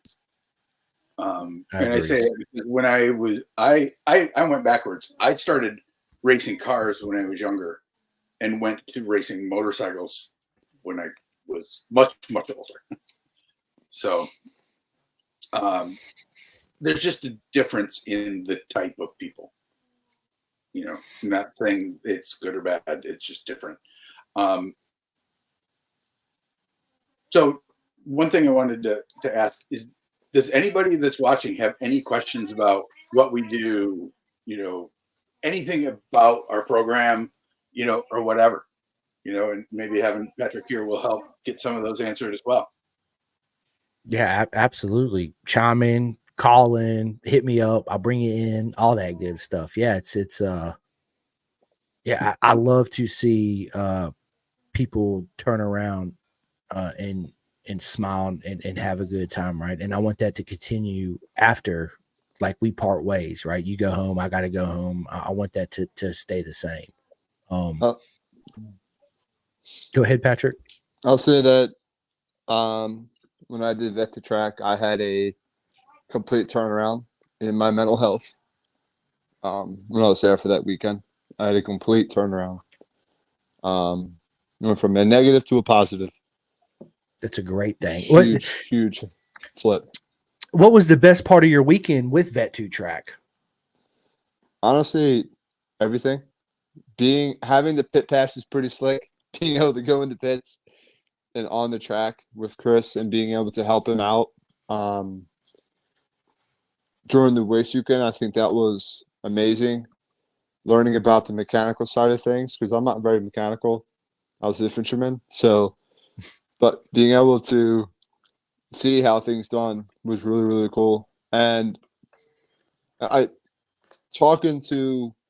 out with the other veteran and talking to Jim, you know, and hanging out with Nolan Lankin, it was definitely some of the best parts of it. And just, you know, having that, knowing that I have a place to sleep, knowing that I have a place to get some food, and that was a huge help in my mind, like, just relax and focus on being a part of Moto America in a way that I never thought possible 5-10 years ago. And you know, there's a piece to it where you're doing something that's so far outside of your norm that you don't have the opportunity to think about what's going on at home, what's going on in your head, whatever. So I relate it to, let's say that you have a chronic pain. It's there every single day from the second you wake up until you go to bed, and sometimes even when you're dreaming. Imagine how amazing that would be if you could get rid of that pain for a weekend, 4 days, just not have that pain. And how different your outlook on life would be come Monday after not having it for 4 days. And I think that's one of the things that is the biggest help with this, is it just kind of resets your mind. And then you always have that memory to go back to. And, you know, we have veterans from events for the last several years that talk to each other still. Even people that weren't on the same event as other people, they reach out and go, "Oh, you were on that one, Patrick? I was on this one." And, you know, they end up talking and they become friends, even though they've never met, but they have a shared experience. So having that ability to get out of your own head is huge, because a lot of us, we don't have anything in our lives to get us out of our head. So doing something like this, just get you out of your head. Yeah, it's very important. I think that's the problem with most people, is we're in our head too much, right? It's hard to get out of it and find a way to get out of it. And but that's what's so awesome about Two Wheels, man. And it goes to saying, you don't have to have a ZX6R like Patrick or a Honda Gullwing, man. You can have a little Z50 or a little CR400 and get the same satisfaction of Two Wheels as a, you know, $40,000 Panigale or whatever it is, right? Yeah, I mean, seriously, it's Two Wheels is Two Wheels. Ride a slow bike fast than a fast bike slow. It's better. You learn a lot more riding a slow bike fast than a fast bike slow. Facts on that, 110%. And Greg Champion says, that's awesome, Patrick, and thank you for your service and sacrifice. Absolutely. Thanks, Greg. Yep, absolutely. So do you guys know Greg? I do. Okay. I do not. Okay. Yep. And Jim, how did you meet Greg? I actually met him through a group of people I was doing street rides with back, holy crap, 12, 14 years ago. And then he started coming to the track, and, you know, he's pitted next to me. Yeah, we've known each other for a long time. That's awesome. Many moons ago is what he says. Yeah. Yeah. That's good stuff, man. Yeah. So Jim, do you ride on the street currently? A little bit. I'll ride back and forth to work sometimes. But I don't go do group rides anymore. I don't do stuff like that. Last year I lost the fuel pump on my bike, and being gone as much as I am, I just literally had no time. So right now I have the fuel pump in the box sitting on my kitchen table saying, dude, you got to do that this week. The weather's starting to get better. So, and what bike is it you ride? I have a CBR 929. Nice. For the road. Not, I have a ZX6R for my track bike. Nice. And that 929, is it the Honda Arian edition?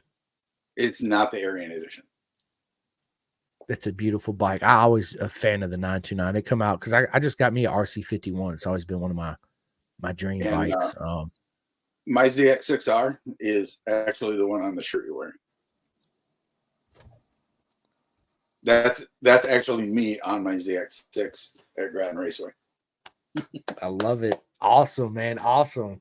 Good. So, dude, out of all the tracks you've been to, what's your favorite track, Jim? I really like Grattan. You know, the surface has sucked over the years. The facilities aren't that great, but the track layout is amazing. I really like Thunder Hill out California. I love Barber. Road America is great. You know, every track has something about it that is awesome. It's unique. Yeah. Yeah. But because I've got so many laps at Grattan, it's just it's my home track. It's an hour and 10 minutes from here. It's like my favorite pair of socks. I know them inside out. I just put them on and it feels good when I'm there. Yeah, absolutely. Yep. And I've got other tracks that I want to hit, you know, but doing this, I just have not had the time to do extra track days, and we haven't had the funding the last couple of years to be able to do both, you know, and I didn't have the PTO and so on. So trying to get more events this year, and we have 3 of them in the works. So hopefully soon I will have the signed contract on those, and we'll actually be able to announce them. I can't wait to hear all about it. Absolutely, I can. And Patrick, for you, you do track days too as well? Yeah, I do when I can. When I can financially, they're expensive for me. Yeah. But getting on the track saved my life, because I was riding very, very fast on the street at times. Other times I'd chill, but the vast majority of the time I'd ride really, really fast. And was riding really fast for the kind of reasons, but the track saved my life. It's good. I love track days. I do too. And you're right. They are expensive. But man, I was just like that. I'd haul ass on the street and this and that. And sometimes some of the dumb shit I did, I'm lucky to be alive, for real. Let's just be honest. But it's hard just to cruise sometime, right? This is what I always say. There's always a time and a place for everything, right? Yeah, you want to do over 100. There's a time and a place for that, right? I'm not condoning it on the street. That's not what I'm doing, but we all know it's hard not to do sometimes. And I'm like Jim, man. I used to ride in big groups, man. I don't like to ride in big groups at all. I'd rather it just be like 2 or 3 people and that's it, you know? Yep. Because I feel like when you ride in big groups, man, there's always people out there that think they're Valentino Rossi or Maddie Skoltz or whatever, right? And absolutely you're not. Nowhere even in the same league. And riding, man, it's fun as it is, and as spiritually as it is, it's also a very dangerous sport, right? So yeah, you got to always respect the motorcycle and in your environment, you know. And I've seen a lot of accidents riding on the street in big groups where people are just, yeah, I'm faster than you. I'm gonna make it up this mountain quicker than you, you know, whatever it is. It's usually don't turn out too well, right? So I'm like you, Jim, on that. That's what I was just telling Patrick. I don't like to ride in big groups. I'd rather just be like me, you, and maybe one other person. Go have, you know, lunch somewhere, go up to the mountains and, you know, have a conversation and come back or whatever. I only ride with people I trust. No. You know, I have to know you pretty well to go ride with you. Yeah, it makes a lot of sense. It does. And by you saying that, I never really thought of it like that, but yeah, you're absolutely right. Right. You pick and choose on who you want to ride with because it could affect you in ways you don't think it could. So yep. Yeah, absolutely, man. Absolutely. So are you, go ahead, Patrick. And the skill set differences, like, you know, what you got guys who do one track day and they think they're Mark Marquez. And then you got guys who ride on the street, but they do several track days and they study it. They go to Yamaha Champions Ride School. They go to California Superbike School. They go to the Penguin School of Road Racing. They study YCRS Champ U. They study the Mercer Academy project. They study engineering of it. They study the applications of it, study techniques. They practice, they read, they ride. So when they go fast, like, they know what they're doing. And I've seen those guys.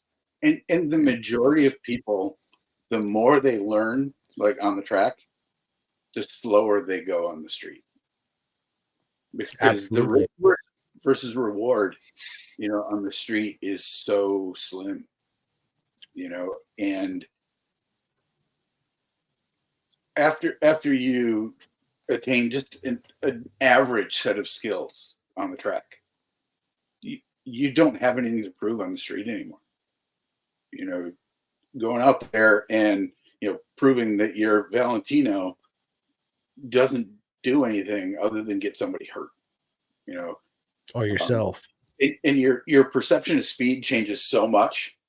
You know, almost everybody can remember their first track day. You know, you're going into turn 1 at speed for the first time, and it's like, holy shit, holy shit, holy shit, holy shit. You know, and then after a few years, you're going through, you know, knee on the ground, you know, picking up pebbles in the middle of the track or whatever. You know, you see all those little things because your perceptions change. So when you get on the street, you're going through a corner going, that'll kill me, that'll kill me, that'll kill me, that'll kill me. And you go, okay, I'm going to dial it back just a little bit. You know? No, yeah, absolutely. I agree. It's what you get on the track and you realize how, I don't want to say like it's unsafe to ride on the street, but you're way more aware of your surroundings and what's going on. It's and you're right. You want to dial it back because at the end of the day, I just want to get home safe. I want to get home to my wife and my son safe, and I'm still having a good time. I don't have to 4th gear pin it going up the mountain. I mean, it's not proving anything to anybody, right? And if you really think you're that fast, dude, carry your ass to the racetrack.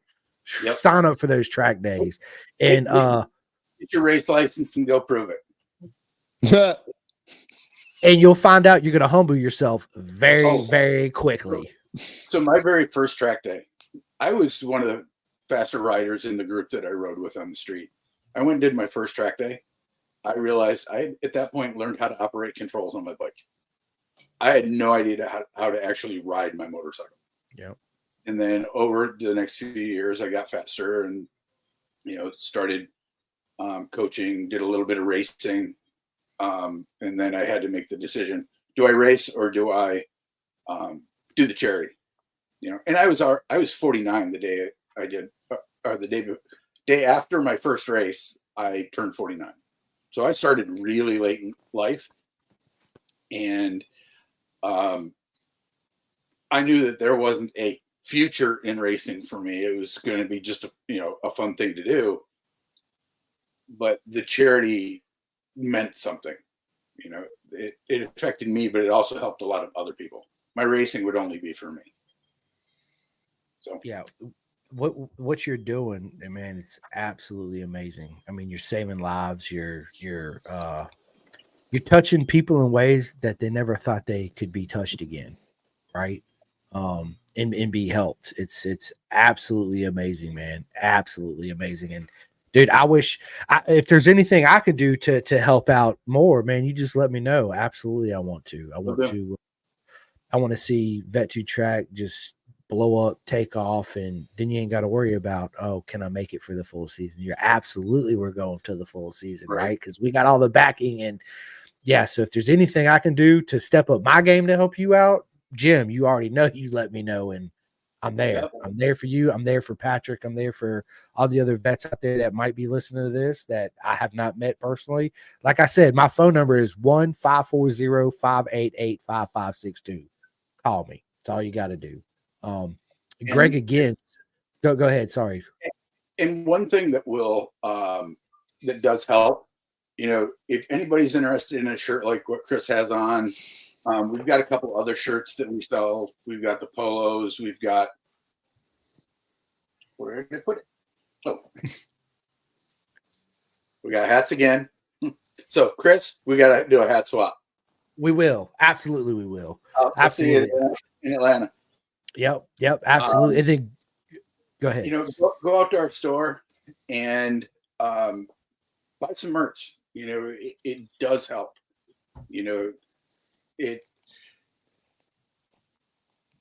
If there's anything that you don't see that you want, let me know.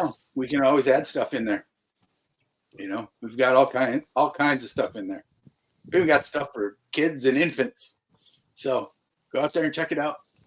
We got little onesies, Vet2Track onesies. Yes, put them in it. I love it. I love it, dude. So Greg says, I gave up on the street years ago, sold my 848 Evo and got a track-only RC 390, became instantly a faster rider by downsizing and so much more fun on the track. Absolutely. That's one thing that I find, me personally, with my friends that ride here on the street. I'm always telling them, dude, you don't need that GSXR 1000. You don't need that. Get a smaller bike. You'll have so much more fun riding it fast, and you'll actually learn how to ride versus a big bike. Because you get on a big bike. Let's just be honest. I've been riding since I was 7, 8 years old, and I'm 45. So it's been a long time. I got a lot of miles under my belt, a lot of motorcycles I've been through. And over the years that I've noticed, even now, I'm nowhere near as fast as any professional racer, right? When I get on my buddy's V, whatever the fuck it is, the Panagot, whatever, right? And you twist the throttle, you're like, holy shit, I don't need this for the street. This is way too much for the street. And I have a lot more fun riding my little CRF 100 than I do that GSXR 1000 or BMW on the street. Yeah, it's cool. It sounds good. You twist the throttle, and you're like, right? Like I'm getting ready. It's like Star Wars. You get ready to go into hyperdrive, right? And you see, but it's only fun for that split second, right? But versus a small bike, you get on that thing, you feel like you can actually manhandle it, if that makes sense, right? Because it's small, it's not that powerful. You're like, oh, I got this. And you can actually go through the corners, ringing it out, just having a blast. Whereas you got Yeah. the guy on the Panigale who's parking and squirting. I'm going to park it in every corner where some kid on a tricycle can pass me, and then I'm going to show you how fast I am on the straightaway. Right. Listen, if you want to do that, take your ass to the drag race strip, and then you can just sit there and pew, pew, all you want down straights, right? It's riding. And I actually had my wife's best friend, her son Hayden. Big shout out to him. He's like, dude, I want to get a bike, right? First bike he wanted to go look at was a GSX R6. Never even rode a motorcycle before. And I'm like, dude, that's not a good idea. I'll go with you to look at it, right? But I kept trying to tell him, I'm like, dude, get you a 300, get you a Ninja 300. Get you a Ninja 300, get you a CRF 100, get you a CRF 150, whatever it is, right? Learn the proper techniques of riding, and then you can move up if you choose to, right? And then this is what I hear. Oh, I'm gonna outgrow that. I'm like, okay, Mister, you know it all and can ride. Let's carry your ass down to VIR and sign you up for fucking Junior Cup, and we'll see how. Right, we'll see how much you can ride and how fast you really are. Right, just that's what I try to tell people, man. Humble yourself. Right, put that pride aside. That pride is what's going to end up getting you hurt. I know why guys do it though, because as a younger guy, I can tell you, one is Instagram. I follow a bunch of pages on Insta, right? I have my own page on Instagram, and it's always dudes doing hauling ass, flying on big bikes, which I had a 1,000cc bike at one point. Just doing hauling ass like I used to, right? I'm no different. And then you see a lot of videos on Instagram, like the one was you see a 300cc or 400cc motorcycle pull up, and it's not a female riding it, and the guy's going, ew, brother, what is that? Ew. So guys come in to get their license, have been looking on social media about following the pages, that, and then they want to get their first bike, and then they're automatically, you can get young people are very smart, quick. They see all that shame on the little bikes. You can't roll up to a bike night on a 300. You just can't. You can't. You can't meet with your boys on a 400. You just can't. On the track, whole different ball game. First happens on the track. Somebody shows up there to Panigale, and then you have some old dude that goes by you on a 300, and leaves you in the dust. That's a humbling experience. And I've seen it happen. On track. Yeah, absolutely. Yeah. I was that guy. That's what I'm telling you. I was that guy. I'm like, dude, I'll beat all you guys. I got this. I get out there and I get past, and I'm like, yeah, I don't know shit. Like, I really, like Jim said, I know where the start button is and the clutch and the rear brake and the gear shifter, and that's basically all I know about riding, right?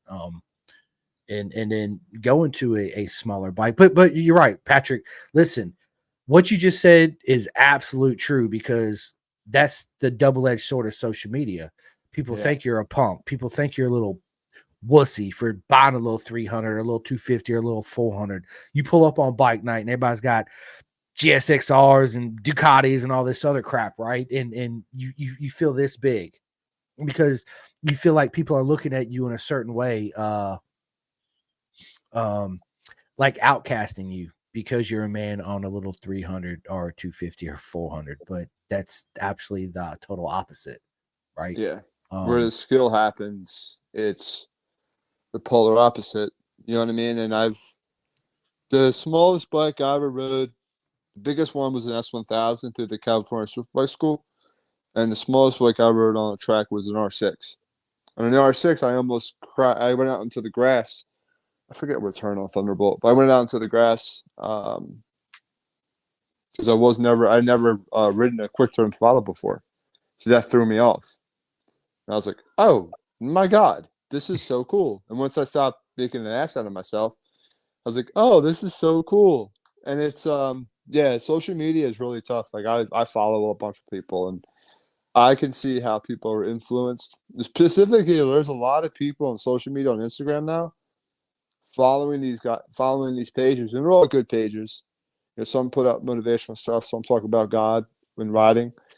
But A vast majority I'm seeing are people who have no license.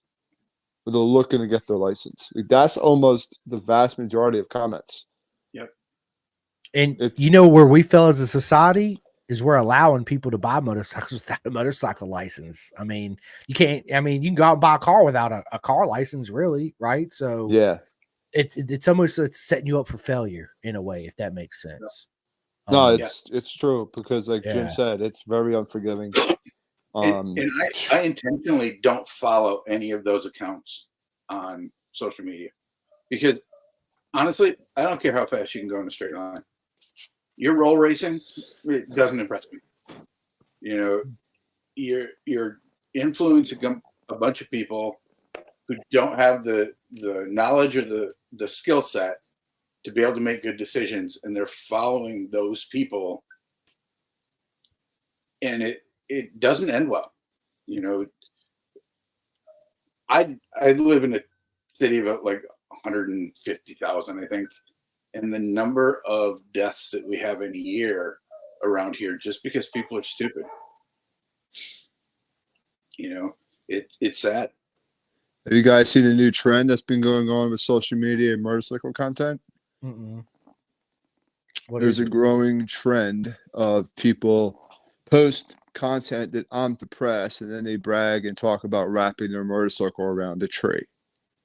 I can't begin to tell you how many times I have come across this on my feeds repeatedly. It seems that a lot of people are like embracing this. I want to die, or my girlfriend banged some other guy, so I'm gonna do a $180 on the freeway at night with a tinted visor. Like, there's a lot of that, and some guys are like, "Oh, I'll just wrap my bike around a tree." And you see that in the comment section too, and it's like, great. I got a little 17-year-old Joey who's already going through, or a veteran who's going through some shit, right? Either a 17-year-old kid is going through his teenage years, or a veteran who's struggling.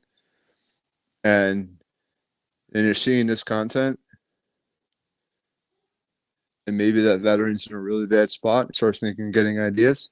Bit drastic to spend $8,000 on a motorcycle just to do that, but yeah, I don't know. It's one of the things that I've been seeing a lot on social media, so I try my best to not take that in. You know what I mean? Because subliminal messaging, as taught by me by my drill sergeant who was in PsyOps, subliminal messaging has a very profound effect on one's psychological readiness, Facts. whether they realize it or not. Yep, absolutely true. That is an absolute true statement. It really is. It's man, dude, that's why I'm like Jim. Like, of course, I podcast, so I admit it. I'm a slave to social media, right? I mean, you just gotta be. Yep. But I only do certain pages. Like, I'm on obviously my Pin to Gas. I do like Bennett's British Superbikes, World Superbike, like all the racing. I don't really get into all that other bullshit, is what I call it, right? That don't really mean nothing. It's just people. It's clickbait. It's clickbait. It's they want to get famous. They want to make money. They want to do this. They want to do that. How many, now it's sad to say, is I put out a post, is people are like, how many likes did I get? How many views did I get? How many comments did I get? To me, none of that matters. Absolute none of it matters. Right. What matters to me is doing what I do, helping people out, and seeing the smiles. I don't care if I get 100,000 views. Like, listen, people ask me all the time, do I get paid podcasts? I'm like, no, I'm like a road racer. I pay to podcast, right? Well, you should think about sponsorship. You should think about this. And I'm like, absolutely not. Because if I think about that and that's my end goal, then what I'm truly doing don't mean anything, if that makes sense, right? If it comes along, it's just a bonus, but it's not something I seek. Right? Like, I don't put out a post. I do it every day. You guys see it. Good morning, my mega friends. How you guys doing? With a picture of somebody riding a wheelie or whatever it is, right? I don't constantly go back and see, oh, how many people liked my photo or how many comments did I get. I'm just trying to spread the love. That's all I'm trying to do, right? And make somebody smile or help them out in whatever situation. Greg says we should all just love seeing the people around us succeed. Absolutely. That's, you know, and the reason why I do get big names on the podcast too as well, right? But that's why I go after the Junior Cup and the people in the back markers of the field, because I want to see them succeed. They deserve the success just as Jake Gagne, just as anybody else does, right? Everybody has a story to tell. And within our paddock, without that one person, then we're not a complete circus, because that's what it is. We're just a bunch of circus, right? It's a great circus show going around on two wheels, right? But everybody's got a major role to play in that circus. But most people just go after certain characters within that circus, right? But what's more important is the whole circus as a whole. Because without our corner marshal workers, guess what? You're not doing a track day. And if you do, the track day is going to cost way more expensive, because now they got to hire people to do that, right? It's I want to see everybody succeed. It's very important to me to if I could just help one person out, right? Smile, laugh, and turn their day around. It's a win-win for me. But again, my whole motivation in thriving doing all this is not clickbait, how many clicks, how many likes, how many followers I get. You know, at the end of the day, that it really don't matter.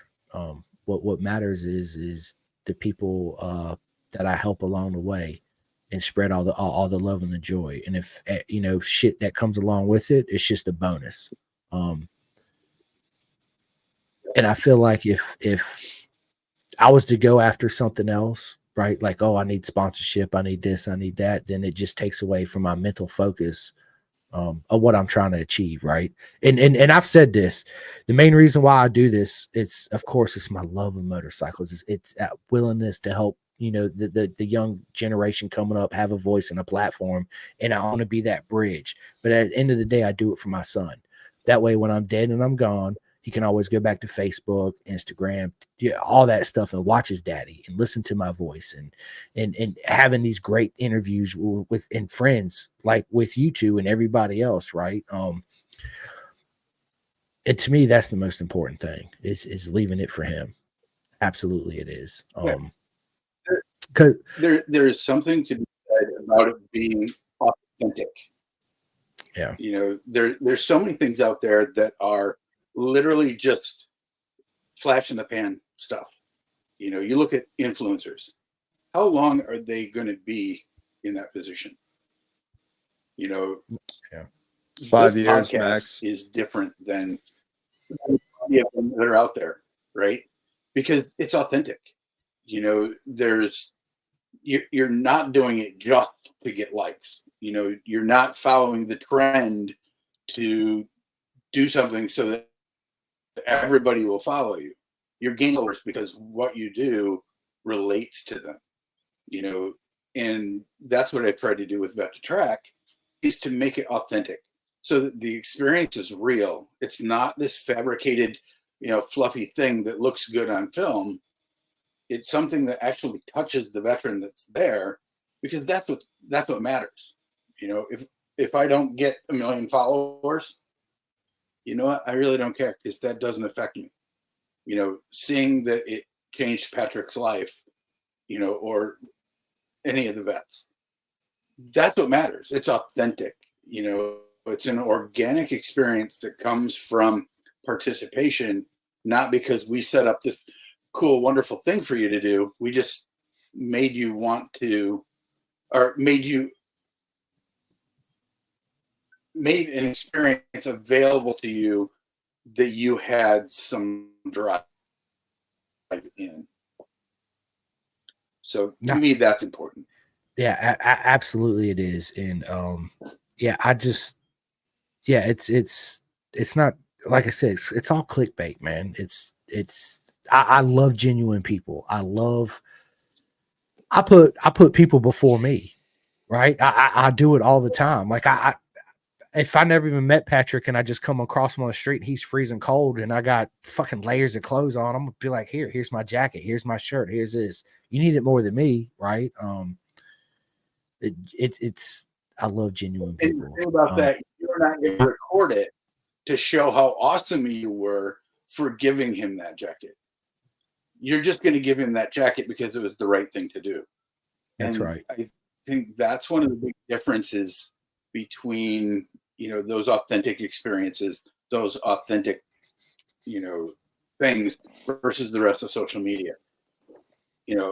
I said this on the last podcast. I don't give a shit if anybody ever knows who I am. I want them to experience what the charity has done. For me, I know who I am. I don't have to have that ego boost. I don't care about that. I care about creating an experience that a veteran can take for the rest of his life. And that's what's important. Absolutely. I don't care if anybody goes, man, that was awesome that you did that. Okay.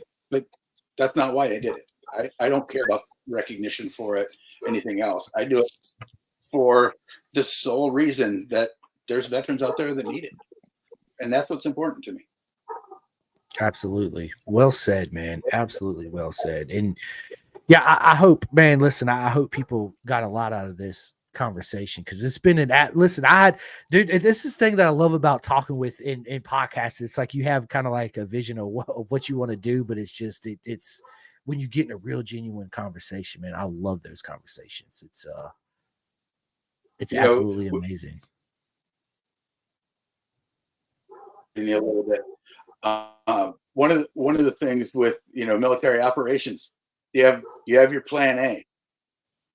Plan A never happens. Never. That's what you go on. This is the ultimate perfect scenario. We're going to do this. It's B and C that you actually end up using. Yeah. No, you're right. It is. So into the podcast, I'm going to talk about all these things, and then you end up with everything else.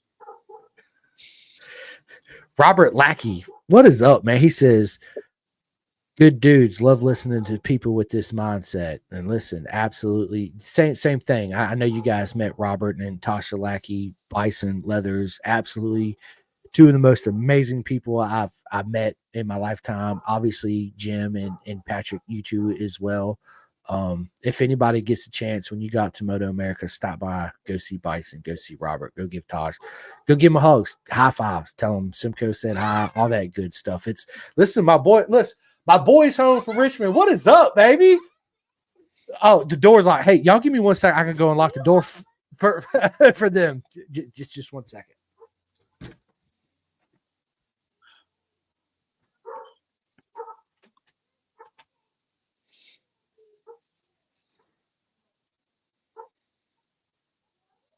The silence. So yeah, it's been a labor of love for the last several years. This is just something that to me is important. So I keep doing it. Have I thought every single year, you know what, this isn't worth it anymore? Why am I doing this? It takes away from this and that. Yeah, I think about that. And then I go do an event and something, really positive happens. Like, okay, that's why I do this. And I keep doing it. And always looking to make the experience better. And this year, I reached out to Rob. Rob and I talked, and we're actually going into a partnership with Bison. So there's more to come on that. We haven't worked out all the details yet. And Chris missed out on all of that. All right. I apologize about that. Oh, that's all good. We're just talking shit about you while you're gone. That's no worries, man. Yeah, right. The entire time. He's like, this fucking guy right here, man. Yeah. No, actually, I was just saying that, Rob popped on. We're actually entering into a partnership with Bison going into this year. We don't have it all worked out yet. We're still working out the details, but yeah, it's a good thing. I'm really excited about it. Yeah, dude, So me and Robert's been friends for a while. I had him on the podcast. It was at the very beginning stages of it. And I finally got to meet him in Jersey. And yeah, dude, he cooked me dinner, him and Tosh, dude. Big shout out. Thank you guys so much. It was, dude, that's They're what I'm great people. saying. It's like I was like, man, I'm starving, dude. I got food. Let's cook out. I'm like, let's do it, right? Yeah, it's there's a lot to be said with people in our community. It really is. All the love and support everybody You know, shows and gives. It's but awesome. they're people who have the same mindset that we do. You know, they aren't just out there just to make a ton of money. They're out there to deliver an authentic piece of gear that works to, you know, to our community, you know. And I had talked to them about that, you know, a couple of years ago. That's the one thing that I've always found different about, you know, them and some other vendors that do come to the track. You know, they look at things differently, like we do. You Yeah, know, it's not about, you know, hey, look at me. It's about actually supporting something that you believe in, and through that, you know, you create something that's much bigger. absolutely. Absolutely, dude. It nailed it right on the head.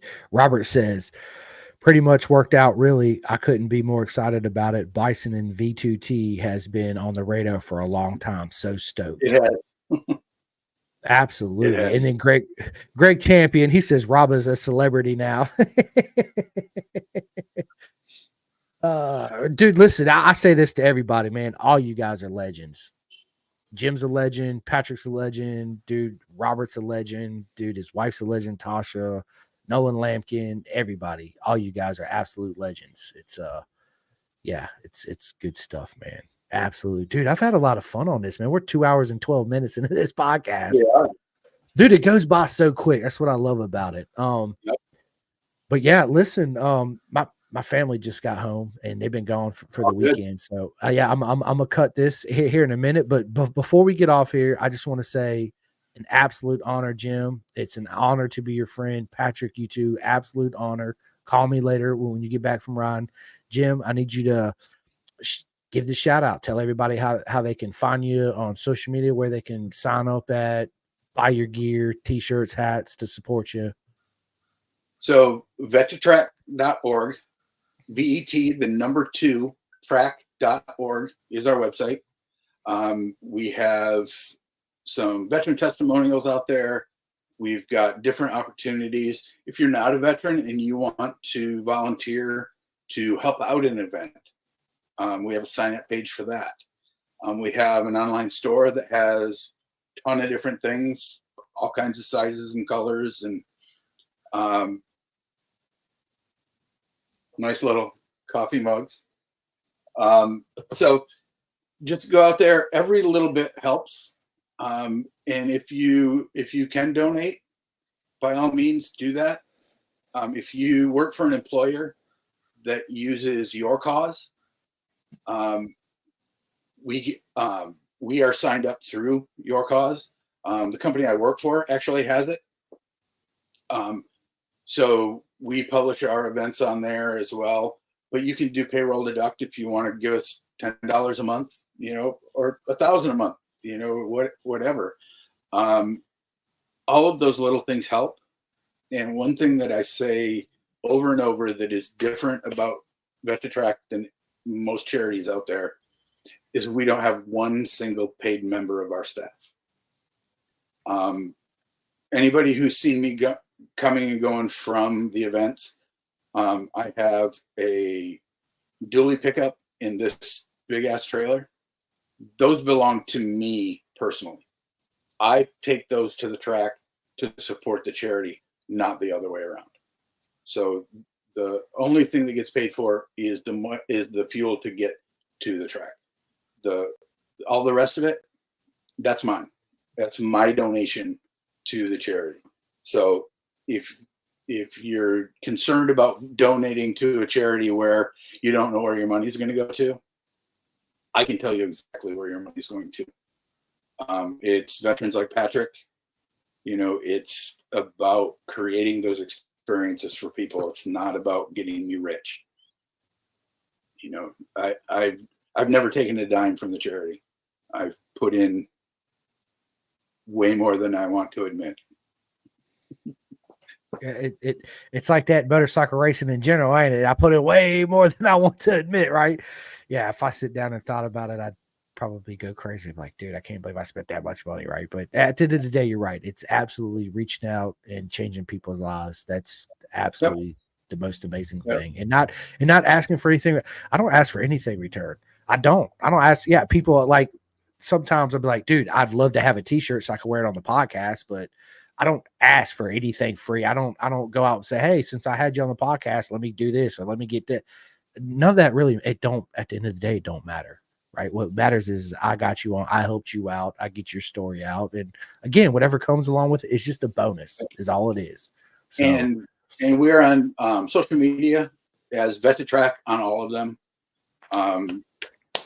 So by all means, follow us, share. If you're looking for something to do for a birthday fundraiser, by all means, use us. I'm completely okay with that. I love it, dude. And if you have ideas or questions, reach out to me. You know, either hit me up on social media, give me a phone call. The phone number on the website goes directly to me. Shoot me an email, any of the above. I'm always willing to talk to anybody, whether you're a veteran or not, you know, and if you've got ideas that you think might work, give me a call and maybe we can figure them out. Well said. Absolutely well said, my man. Absolutely. So yeah. And with that, again, an honor, Jim. Thank you so much. Vet2Track, Patrick, my man. Thank you so much. And before I get off here, I got to give out my little shout outs too, right? So my man, Jake Marsh, Club 45 out there in BSB, races in the GP2 class.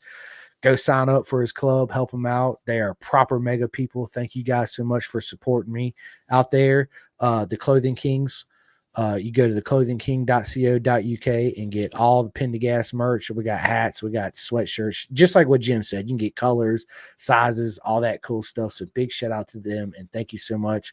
Another shout out I want to give to is obviously Robert and Tasha Lackey at Bison. If anybody's in the market for a real people and getting real service from genuine people, please seek no further than Bison. If you can't get in touch with them, get in touch with me. Same thing with Vet2Track. Get in touch with me. I'll put you in direct contact. SFL Mini GP.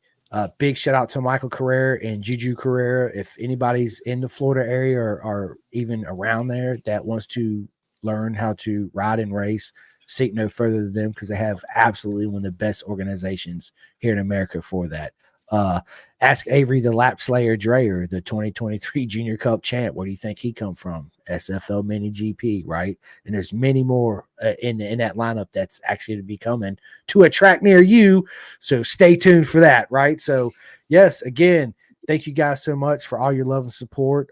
This episode again will be on Spotify, iHeart, and all that stuff tomorrow. Please go and like and subscribe to my channel too, because it all helps me out. I do not get paid at all doing this. Don't even care to. I do it for the love and spreading it out, but it does help me if you do like and subscribe, right? And I very much appreciate it. And yeah, thank you guys so much. Is there anything you guys want to say before we get off here? I was going to say that the Vet2Track organization did in fact make a huge difference in my life, and I got on with Jim's organization when I really needed help, and it truly delivered. So any of my fellow GWAT veterans who are in Iraq or Afghanistan or Syria, please feel free to reach out to our organization. All right, if you need help, you're struggling, or you just want to ride motorcycles and hang around motorcycles all day, weekend, reach out to Vet2Track because I believe it can truly help you. Well said. Absolutely. Dude, I'm a firm believer in Vet2Track. When I first met Jim, I was like, this absolute awesome what he does. Can't say it enough. Absolute amazing. But anyway, you two stay on with me for 1 second. Thank you guys so much for watching this episode. If you happen to miss it, you can go right back on Facebook and watch it all over again. And same thing with YouTube. But listen, I appreciate you guys. Again, nothing but love for everybody. Check that out. Boom. There it is. Yes, let's go. Did y'all see the hearts? Yeah, it's good stuff. Yeah, it's awesome. Thank you, everybody, for tuning in. And like I said, if you got any questions, you know where to find me. Yeah, absolutely. And stay tuned because me and Jim going to be doing a lot more of these. We're going to do some live in Atlanta and all that good stuff. So, yeah, y'all stay tuned because we will be back at it. I appreciate you guys. All right, dude. So